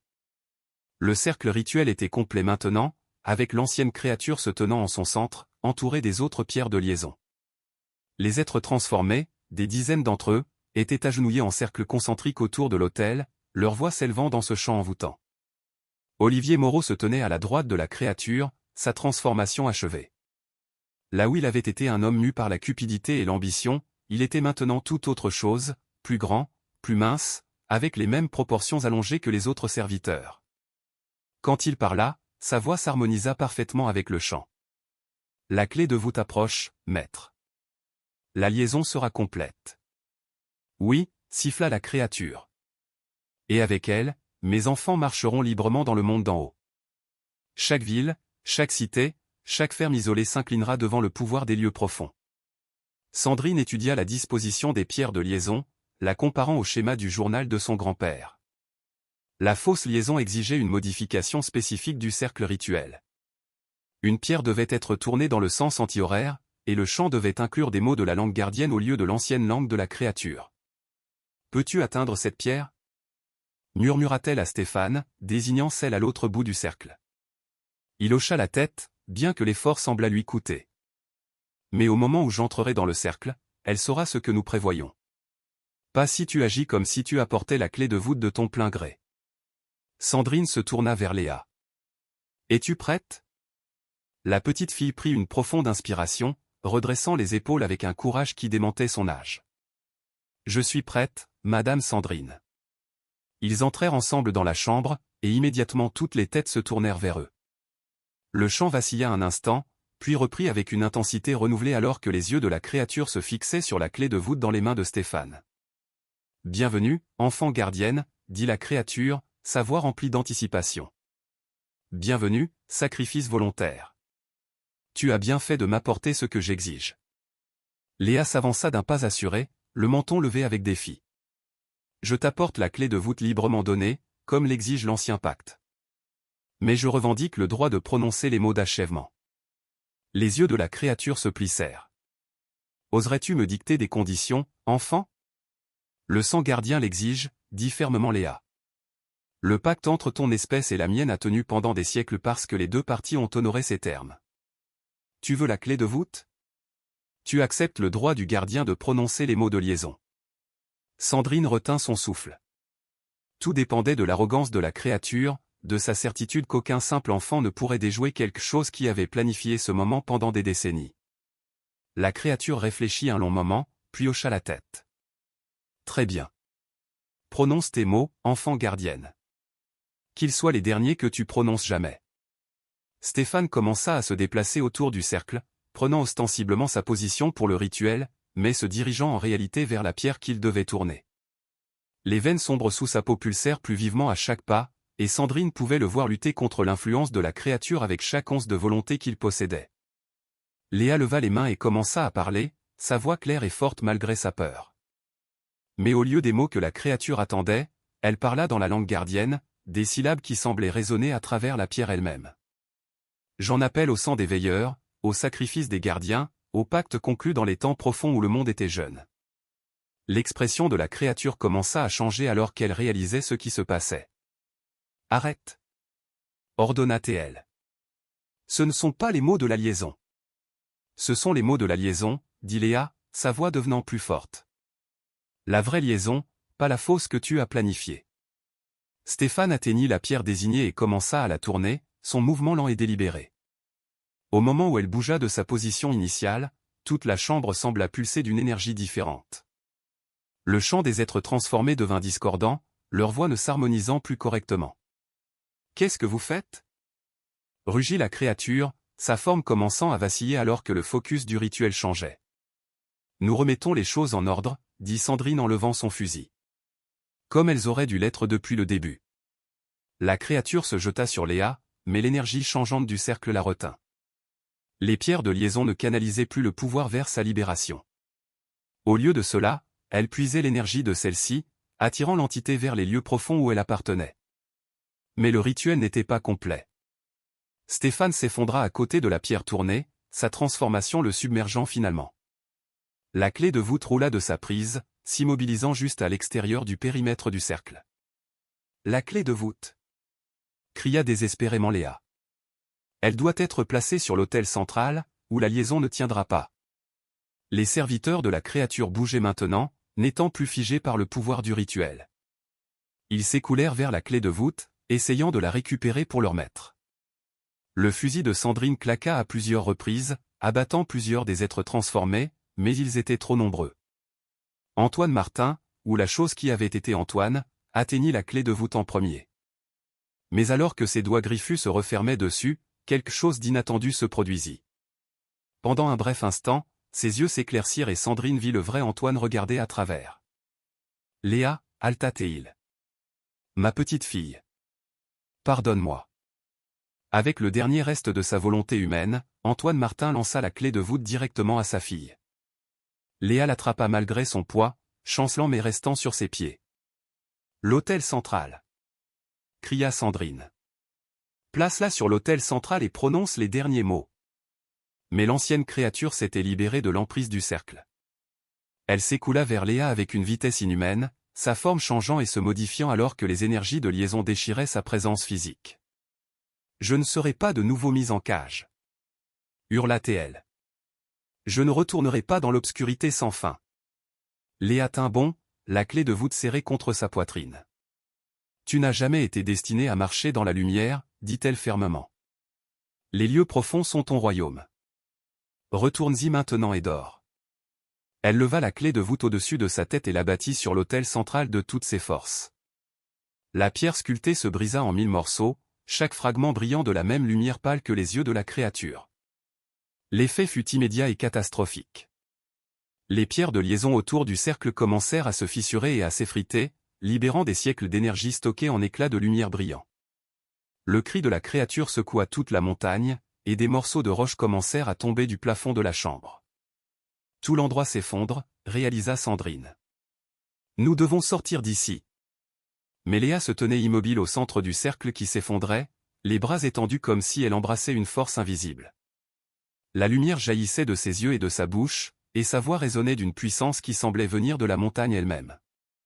Par le sang gardien et la volonté gardienne, par le pacte conclu dans les temps profonds, je te lie aux profondeurs pour toujours. Dors maintenant et ne te réveille plus. La forme de la créature commença à se dissoudre, tirée vers le bas par des forces dépassant l'entendement humain. Ces derniers mots résonnèrent dans la chambre alors qu'elle disparaissait dans la pierre qui se fissurait. Ce n'est pas terminé, enfant gardienne. D'autres viendront. D'autres chercheront ce que j'ai gardé. Puis elle disparut, ramenée dans le royaume profond qui l'avait engendré. Les êtres transformés s'effondrèrent comme un seul homme, leur connexion à l'entité coupée. Certains, comme Antoine Martin, reprirent leur souffle alors que la corruption quittait leur corps. D'autres, trop atteints, tombèrent en poussière. La chambre continua de trembler et de se fissurer, mais le pire de l'effondrement semblait se concentrer sur le cercle rituel lui-même. Léa se tenait toujours au centre, mais la lumière s'estompait de ses yeux, et elle vacilla sur ses pieds. Sandrine courut vers elle, ramassant la petite fille juste au moment où l'hôtel central céda finalement, ouvrant un gouffre qui menait à une obscurité impénétrable. « Est-ce que c'est fini ?» murmura Léa alors qu'elle courait vers l'entrée du tunnel. « C'est fini », l'assura Sandrine, bien qu'elle ne puisse se défaire des derniers mots de la créature. D'autres viendraient, cherchant le pouvoir qui avait été lié sous la montagne. Les familles gardiennes pourraient être à nouveau nécessaires un jour. Mais pour l'instant, elles avaient gagné. La menace immédiate était terminée, et les habitants du territoire étaient en sécurité. Derrière elles, la chambre s'effondra complètement, scellant les lieux profonds une fois pour toutes. Du moins, c'est ce qu'elles espéraient. Le tunnel trembla violemment pendant leur course, des pierres se détachant du plafond à chaque pas. Derrière elles, le son de l'effondrement de la chambre résonnait comme le tonnerre, suivi par autre chose. Une fissure profonde et résonnante qui semblait provenir des os même de la montagne. Les sauts se réinitialisent, halta Léa alors que Sandrine la portait à travers le passage étroit. La montagne se guérit elle-même. Elles atteignirent le puits d'aération qu'elles avaient utilisé pour entrer dans le système minier. Mais quand Sandrine leva les yeux, elle vit que l'ouverture s'était partiellement effondrée. Des rochers et des débris bloquaient la majeure partie du passage, ne laissant qu'une fissure étroite qui pourrait être trop petite pour qu'un adulte puisse s'y faufiler. « Peux-tu grimper là-haut » demanda Sandrine à Léa en la posant délicatement. La petite fille hocha la tête, bien qu'elle semblât épuisée par le rituel. « Et toi ? Je trouverai une autre sortie. Mais tu dois remonter à la surface et avertir les gens de ce qui s'est passé ici. Dis-leur que la mine est scellée de façon permanente. Personne ne devrait jamais essayer de l'ouvrir à nouveau. » Léa leva les yeux vers l'ouverture étroite, puis se tourna vers Sandrine. « Vous m'avez sauvée, Madame Sandrine. Vous et Monsieur Stéphane. » À la mention du nom de Stéphane, Sandrine sentit une pointe de chagrin. Il était mort comme il avait vécu ces dernières années, luttant contre les conséquences de ses erreurs passées. Mais à la fin, il avait choisi de faire ce qui était juste, et ce choix les avait tous sauvés. C'était un homme bien quand ça comptait, dit-elle simplement. Léa commença à grimper dans le puits d'aération, sa petite taille lui permettant de naviguer dans le passage partiellement bloqué. Sandrine la regarda jusqu'à ce qu'elle disparaisse par l'ouverture, puis se retourna vers les tunnels de la mine. Le passage principal était bloqué par des roches effondrées, mais elle se souvenait avoir vu d'autres tunnels lors de leurs explorations, des passages plus anciens qui pourraient mener à différentes sorties. Elle rebroussa chemin, suivant sa mémoire et la lumière déclinante de sa lanterne à huile. La montagne continuait de se tasser autour d'elle, les craquements profonds s'atténuant à mesure que les seaux brisés se reformaient. Quel que soit le pouvoir libéré lorsque Léa avait brisé la clé de voûte, il œuvrait à réparer les dégâts, scellant les lieux profonds plus hermétiquement qu'ils ne l'avaient jamais été. Elle trouva un tunnel latéral qui montait en pente, ses murs gravés des mêmes symboles d'avertissement qu'ils avaient vus dans tout le système minier. Ce passage était plus ancien que les autres, probablement creusé par les premiers habitants de la montagne, ceux qui avaient rencontré l'entité dans les lieux profonds et appris à la lier. Le tunnel déboucha dans un système de grottes naturelles, et Sandrine sentit de l'air frais circuler dans les passages. Suivant le courant d'air, elle grimpa régulièrement, sa lanterne projetant des ombres dansantes sur les parois rocheuses. C'était presque l'aube quand elle émergea enfin d'une entrée de grotte qu'elle n'avait jamais vue auparavant, cachée derrière un écran de pin sur le versant et de la montagne. La vallée s'étendait en contrebas, paisible et silencieuse dans la lumière du petit matin. De la fumée s'élevait des cheminées de la ville lointaine, et elle pouvait voir les agriculteurs commencer leur travail quotidien. La vie normale, continuant comme si rien ne s'était passé, comme si un mal ancien n'avait pas failli être déchaîné sur le monde. Elle descendit le flanc de la montagne, suivant des sentiers de serre et des chemins forestiers vers son gîte. Le bâtiment se tenait exactement comme elle l'avait laissé, bien que la clairière environnante montrait des signes de la bataille de la veille, des marques de brûlure sur le sol où les éclairs des canons avaient illuminé l'obscurité, du matériel éparpillé abandonné par les hommes de Moreau. Et assise sur son porche, enveloppée dans une couverture et paraissant très petite, se trouvait Léa Martin. « Comment as-tu » commença Sandrine. « Papa m'a amené ici » dit simplement Léa. Le vrai papa, pas celui qui était changé. Il est redevenu lui-même, Madame Sandrine. La liaison a fonctionné. Antoine Martin émergea du gîte, se déplaçant lentement mais clairement humain à nouveau. Les proportions allongées avaient disparu, la lueur pâle absente de ses yeux. Il paraissait plus âgé que dans le souvenir de Sandrine, usé par son expérience, mais indéniablement vivant et lui-même. « Madame Dubois, dit-il, sa voix chargée d'émotion. Je ne sais pas comment vous remercier pour ce que vous avez fait, pour avoir ramené Léa à la maison. Elle s'est ramenée toute seule, dit Sandrine. Elle a été plus courageuse que nous tous. Antoine s'agenouilla à côté de sa fille, la serrant contre lui. Je me souviens de certaines choses, dit-il doucement. Les choses que j'ai faites pendant que cette créature me contrôlait. Les gens que j'ai. Il ne put finir. Ce n'était pas vous, dit fermement Sandrine. C'était la corruption de l'entité. Vous n'êtes pas responsable de ce qu'elle vous a fait faire. D'autres ne le verront pas de cette façon. Alors nous nous assurons qu'ils comprennent ce qui s'est réellement passé ici. Sandrine s'assit lourdement dans le fauteuil à bascule de son grand-père, sentant le poids de la journée passée s'abattre sur elle comme un fardeau physique. Les autorités devront savoir pour l'opération de Moreau, pour l'implication de la société minière. Moreau est mort, dit Antoine. Je l'ai vu tomber quand la chambre s'est effondrée. La plupart de ces hommes aussi. Ceux qui ont survécu se sont dispersés. Ils restèrent assis en silence pendant un moment, regardant le soleil monter plus haut sur la vallée. Des sons normaux montaient d'en bas, le meuglement du bétail, le sifflet lointain d'un train, la musique quotidienne d'un monde qui n'avait aucune idée à quel point il avait frôlé sa transformation. Que se passe-t-il maintenant? Demanda Léa. Maintenant, nous reconstruisons, dit Sandrine. Nous nous assurons que la mine reste scellée et nous veillons au cas où quelque chose comme ça se reproduirait. Les familles gardiennes, dit Antoine. Léa m'a parlé du pacte, de notre responsabilité de veiller sur cet endroit. Si vous êtes prêts. Ce n'est pas un fardeau que je souhaiterais à quiconque, mais... Nous sommes prêts, dit fermement Antoine. Après ce que j'ai vu, après ce qui a failli arriver, comment pourrions-nous ne pas l'être? Léa hocha la tête solennellement. De plus, quelqu'un doit s'assurer que les gens n'aillent pas fouiner là où ils ne devraient pas. Un cavalier apparut sur le sentier de la vallée en contrebas, et prenant durement son cheval sur le chemin de montagne. Alors qu'il se rapprochait, Sandrine reconnut l'adjoint Lucaré de Saint-Jacques-des-Bois. « Madame Dubois !» cria-t-il en atteignant la clairière. « Dieu merci, vous allez bien. Quand nous avons entendu parler de l'explosion. » Explosion? Tout le flanc de la montagne a tremblé la nuit dernière. Les gens en ville pensaient que c'était un tremblement de terre, mais les anciens ont dit que ça ressemblait plus à des tirs de mine. Nous avons cherché des survivants toute la matinée. Sandrine et Antoine échangèrent un regard. Ils devraient faire attention à ce qu'ils révéleraient. La vérité était trop fantastique pour que la plupart des gens l'acceptent, et moins il y aurait de gens au courant des lieux profonds, mieux ce serait. Accident minier, dit Antoine. Cette société qui faisait des relevés dans la région, leurs explosifs leur ont échappé. Des blessés? Plusieurs hommes ont été tués, dit Sandrine, véridique.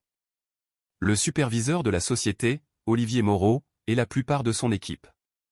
L'entrée de la mine est complètement scellée maintenant. Trop dangereux de tenter un quelconque sauvetage. L'adjoint rehocha la tête d'un air sombre. Nous devrons faire un rapport aux autorités départementales. Ce genre d'accident industriel. Il y aura une enquête. Bien sûr. Nous coopérons pleinement. Après le départ de l'adjoint, porteur de la nouvelle de l'accident minier en ville, tous trois commencèrent la tâche de nettoyer les séquelles. Ils enterrèrent l'équipement et les effets personnels des hommes de Moreau, effaçant autant de preuves que possible de ce qui s'était réellement passé. L'entrée de la mine elle-même était complètement scellée, comme Sandrine l'avait dit à l'adjoint. Là où il y avait autrefois une ouverture sombre sur le flanc de la colline, il n'y avait plus que de la roche solide, comme si le tunnel n'avait jamais existé. La montagne s'est guérie, observa Léa. Comme tu l'avais dit. Pas guérie, corrigea Sandrine. Protégée. Il y a une différence. Au fil de la journée, d'autres survivants commencèrent à apparaître. 3 des hommes de Moreau qui avaient fui pendant la bataille émergèrent de la forêt, leurs souvenirs étrangement flous sur ce qu'ils avaient exactement rencontré. Ils parlaient d'animaux sauvages et de pannes d'équipement, mais rien de créatures transformées ou d'entités anciennes. La liaison affecte aussi la mémoire, réalisa Antoine. Elle se protège en faisant oublier les gens. Le soir venu, ils avaient retrouvé tout le monde sauf Stéphane Mercier. Son corps ne fut jamais retrouvé, perdu quelque part dans le système de tunnels effondrés. Officiellement, il serait répertorié comme une victime de l'accident minier. Une autre victime de l'opération imprudente de Moreau. Mais Sandrine savait la vérité. Stéphane avait choisi son destin, échangeant sa vie pour les aider à sauver le monde d'un mal ancien. Il méritait qu'on se souvienne de lui comme d'un héros, même si personne d'autre ne saurait jamais ce qu'il avait fait. Alors que le soleil se couchait sur la vallée, Léa s'endormit, blottie dans les bras de son père, épuisée par son épreuve, mais enfin en sécurité. Antoine la porta dans la chambre d'amis de Sandrine, puis retourna sur le porche où Sandrine était assise, regardant les étoiles apparaître dans le ciel qui s'assombrissait. « Ce que vous avez fait aujourd'hui, dit-il doucement. Prendre la responsabilité d'un enfant qui n'était même pas le vôtre. Risquer tout pour sauver des gens que vous connaissiez à peine. Cela demande un courage particulier. J'ai eu de l'aide, lui rappela Sandrine. De vous, de Léa, de Stéphane. Nous avons tous choisi de faire ce qui était juste quand ça comptait. Néanmoins, Léa et moi, nous vous devons une dette que nous ne pourrons jamais rembourser. Vous ne me devez rien. Nous sommes une famille maintenant, d'une certaine manière. Les familles gardiennes doivent se serrer les coudes. » Ils restèrent assis en un silence confortable, écoutant les bruits nocturnes de la montagne.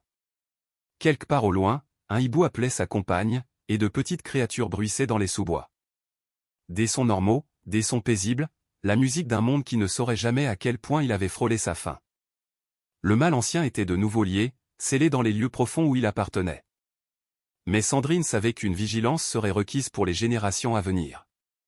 D'autres Moreaux apparaîtraient, attirés par les légendes de pouvoirs cachés dans la montagne. D'autres entités pourraient s'agiter dans les profondeurs, testant la force des sceaux. Lorsque ce moment viendrait, les familles gardiennes seraient prêtes. 3 semaines après l'accident minier, comme le rapport officiel le qualifiait, la vie dans la région était revenue à ses rythmes normaux. L'histoire qui parvint aux journaux parlait d'une catastrophe industrielle causée par des explosifs mal entreposés, coûtant la vie au superviseur minier Olivier Moreau et à plusieurs membres de son équipe de relevés. La mine de Saint-Jacques-des-Bois fut déclarée définitivement fermée en raison de l'instabilité géologique. Sandrine se tenait à la fenêtre de sa cuisine, regardant Léa et Antoine travailler dans le jardin derrière le gîte. La petite fille s'était lancée corps et âme dans la tâche de replanter les herbes qui avaient été piétinées pendant la bataille, comme si nourrir une nouvelle vie pouvait l'aider à oublier les ténèbres dont elle avait été témoin sous terre. L'enquête officielle avait été étonnamment brève. Les autorités départementales semblaient pressées de clore l'affaire et de passer à autre chose. Peut-être que l'influence de la liaison s'étendait même à la mémoire bureaucratique, songeait Sandrine, rendant les gens réticents à creuser trop profondément dans ce qui s'était passé sur la montagne. On frappa à la porte, interrompant ses pensées. Quand elle ouvrit, elle trouva une femme qu'elle ne reconnaissait pas, âgée, peut-être 70 ans, avec des cheveux argentés tressés dans le style traditionnel des anciens habitants de la région.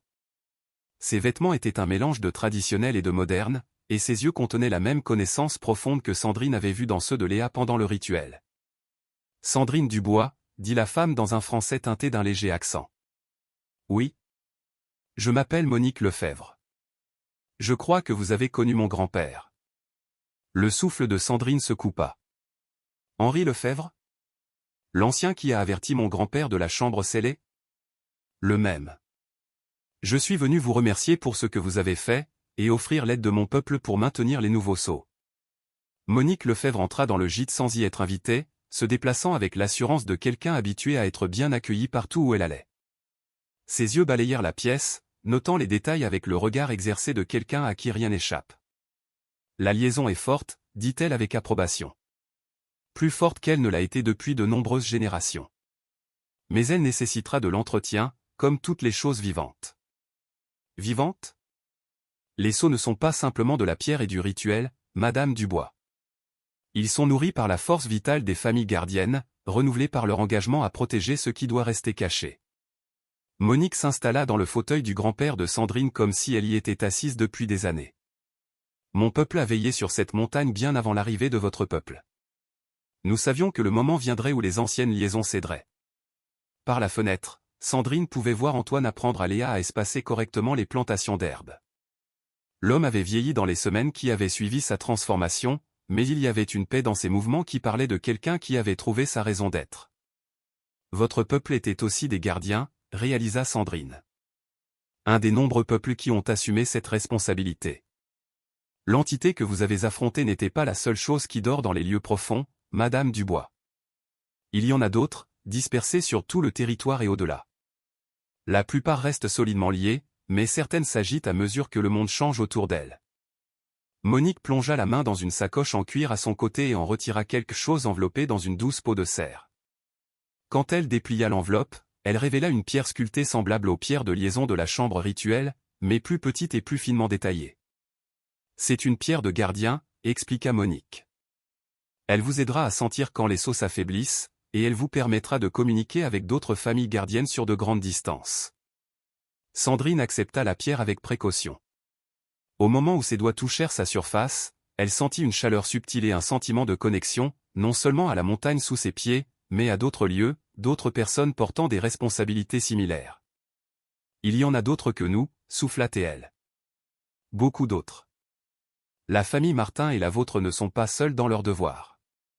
Nous avons maintenu un réseau pendant des siècles, partageant informations et assistance en cas de besoin. Le visage buriné de Monique se plissa en un sourire. Bien que je doive admettre que votre solution au problème de Saint-Jacques-des-Bois était plus spectaculaire que la plupart. Nous avons fait ce que nous devions faire. Oui, et vous l'avez bien fait. La fausse liaison que vous avez effectuée. Ce n'était pas quelque chose enseigné dans le journal de votre grand-père, n'est-ce pas? Sandrine secoua la tête. Léa l'a trouvé. Elle semblait savoir des choses qu'aucune enfant de 7 ans ne devrait savoir. Le sang gardien coule fort en cet enfant. Elle sera une protectrice puissante quand elle atteindra sa maturité. Monique se leva, se préparant à partir. Mais pour l'instant, laissez-la être une enfant. Les responsabilités de la garde sont assez lourdes sans les porter trop tôt. Alors que Monique Lefebvre se préparait à partir, elle s'arrêta à la porte. Une dernière chose, Madame Dubois. L'homme qui est mort dans les tunnels, Stéphane Mercier. Il a bien choisi dans ses derniers moments. Mais son sacrifice a créé un déséquilibre dans le réseau de liaison. Quel genre de déséquilibre? Sa force vitale a été absorbée par les sceaux, avec le pouvoir gardien. Cela les rend plus forts, mais aussi plus imprévisibles. Vous pourriez trouver que la montagne répond différemment à votre présence maintenant. Après le départ de Monique, Sandrine s'assit dans le fauteuil de son grand-père, tenant la pierre de gardien et pensant au poids de la responsabilité qui avait été placée sur ses épaules. Dehors, le rire de Léa flottait par la fenêtre alors qu'elle découvrait une famille de lapins qui avait élu domicile dans le jardin. La pierre dans ses mains pulsa doucement, et pendant un instant, elle sentit la présence d'autres gardiens, lointains mais réels, portant leur propre fardeau dans leur propre coin du monde. Un réseau de protecteurs, la plupart d'entre eux des gens ordinaires menant des vies ordinaires, unis par leur engagement à garder les mots anciens solidement enfouis. Le soleil se couchait quand Antoine et Léa rentrèrent enfin. Tous deux sales et fatigués, mais satisfaits de leur travail. Léa s'était remarquablement bien adaptée à sa nouvelle vie au gîte, bien qu'elle se réveillât encore occasionnellement la nuit avec des rêves des lieux profonds. Madame Sandrine, dit Léa alors qu'il se lavait pour le dîner. Je n'arrête pas de penser à ce que cette mauvaise chose a dit avant de partir. À propos des autres qui viendraient. Et alors? Penses-tu qu'elle voulait dire d'autres créatures comme elle, ou d'autres gens comme Monsieur Moreau? Sandrine réfléchit attentivement à la question. En vérité, les deux possibilités l'inquiétaient. Les derniers mots de la créature avaient suggéré qu'il y en avait d'autres qui connaissaient le pouvoir caché sous la montagne. D'autres qui pourraient chercher à le revendiquer pour eux-mêmes. Probablement les deux, dit-elle honnêtement. Mais c'est pour ça que nous sommes là. Pour veiller, et pour être prêt si quelque chose comme ça se reproduit. Léa hocha la tête solennellement. Les familles gardiennes. Les familles gardiennes, acquiesça Sandrine.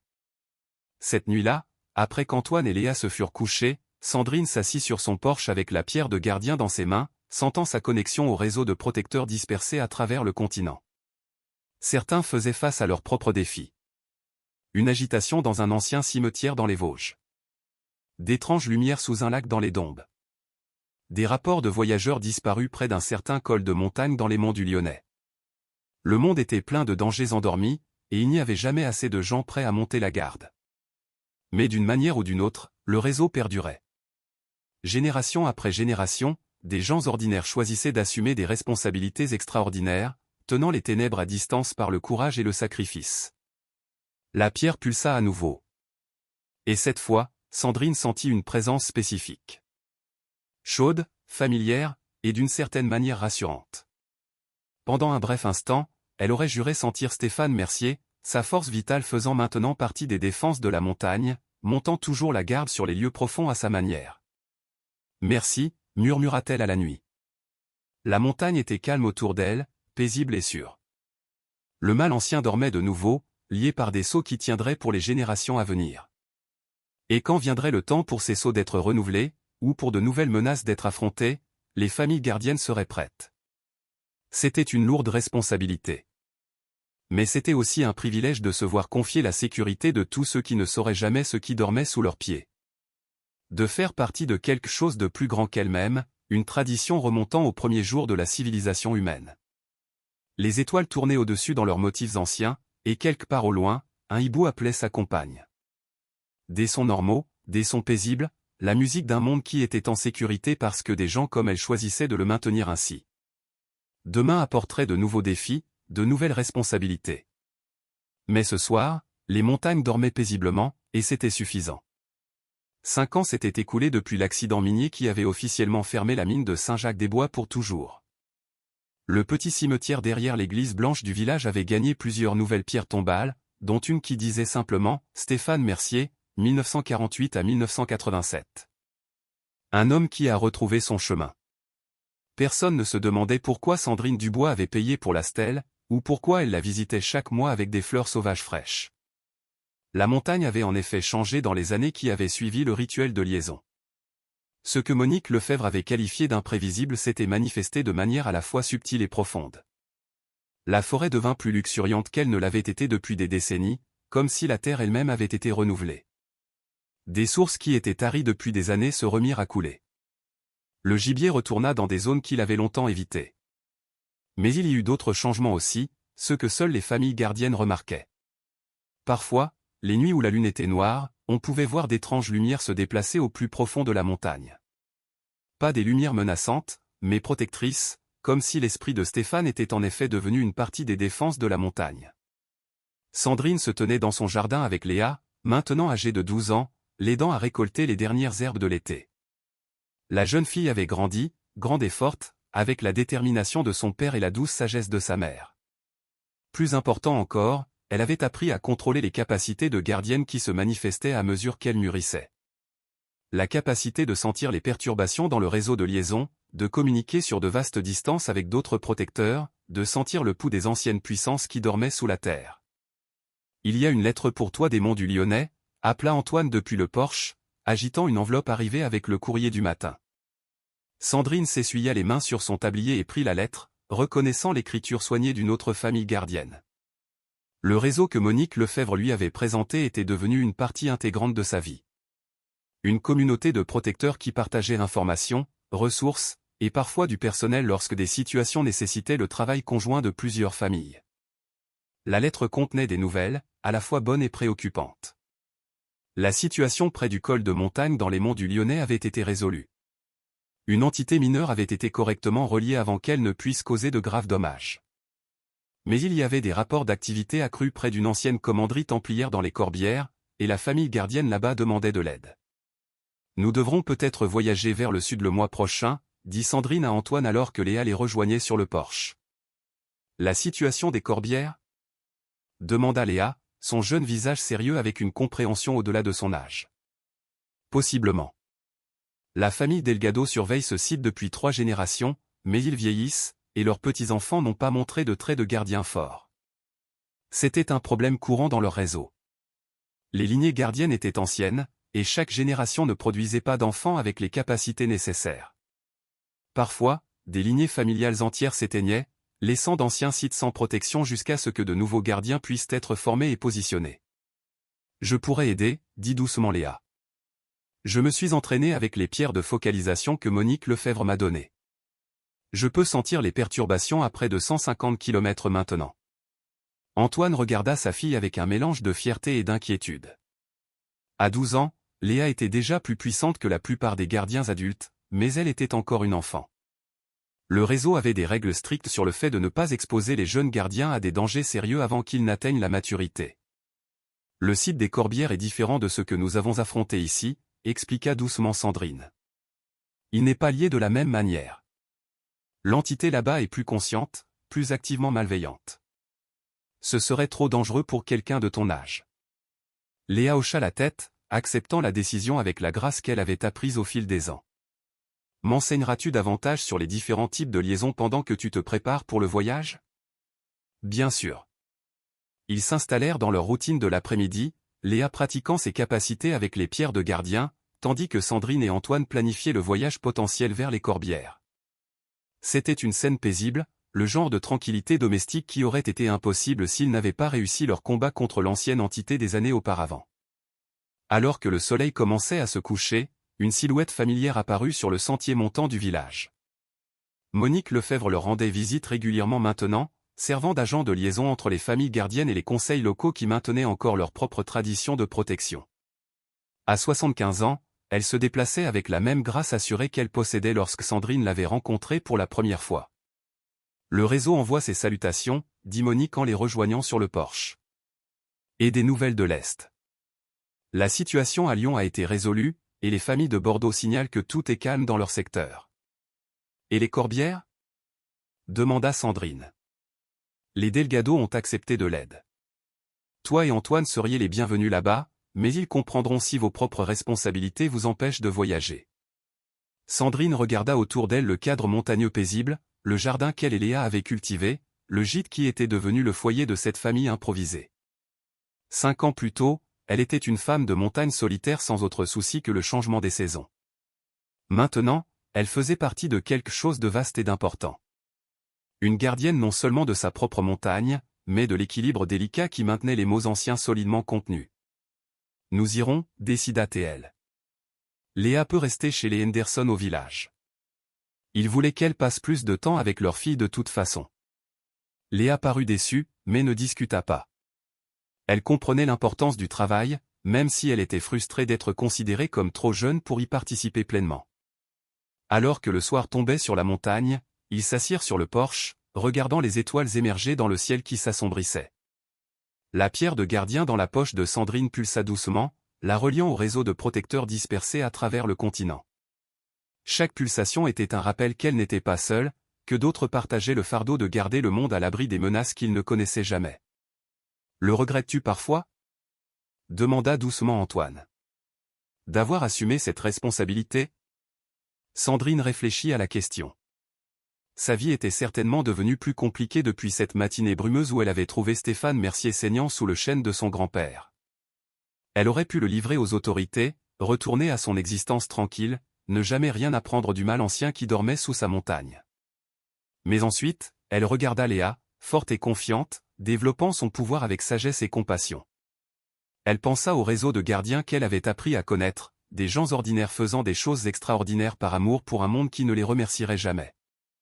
Elle se souvint du sacrifice de Stéphane et de la paix qui s'était installée sur la montagne depuis que la liaison avait été renouvelée. Non, dit-elle finalement. Je ne le regrette pas. C'est ce que j'étais censé faire. Monique Lefebvre sourit, son visage buriné se plissant d'approbation. Ton grand-père serait fier.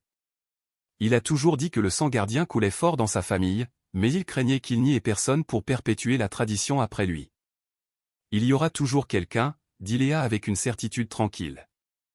Tant qu'il y aura des choses à garder, il y aura des gens prêts à le faire. La montagne était calme autour d'eux, paisible et sûre. Quelque part au plus profond, l'ancienne entité dormait son sommeil contre nature, liée par des sceaux qui tiendraient pour les siècles à venir. Et si jamais ces sceaux s'affaiblissaient, si de nouvelles menaces émergeaient des lieux profonds, les familles gardiennes seraient prêtes. C'était un héritage qui valait la peine d'être protégé, une tradition qui valait la peine d'être maintenue. Et alors que les étoiles tournaient au-dessus dans leur danse éternelle, Sandrine Dubois savait qu'elle était exactement là où elle devait être, montant la garde sur les ténèbres, gardant le monde en sécurité, une montagne à la fois. Le réseau perdurerait. Les gardiens resteraient vigilants, et les mots anciens resteraient solidement enfouis dans les lieux profonds où ils appartenaient. C'était une promesse faite dans le sang et le sacrifice, renouvelée à chaque génération, et elle tiendrait aussi longtemps qu'il y aurait des gens prêts à se tenir entre l'obscurité et la lumière. Au loin, un hibou appelait sa compagne, et la montagne murmurait ses secrets éternels au vent. Des sons normaux, des sons paisibles, la musique d'un monde qui dormait en sécurité parce que quelqu'un avait choisi de monter la garde toute la nuit. Et dans ce choix, dans cet engagement envers quelque chose de plus grand qu'elle-même, Sandrine Dubois avait trouvé non seulement un but, mais un foyer.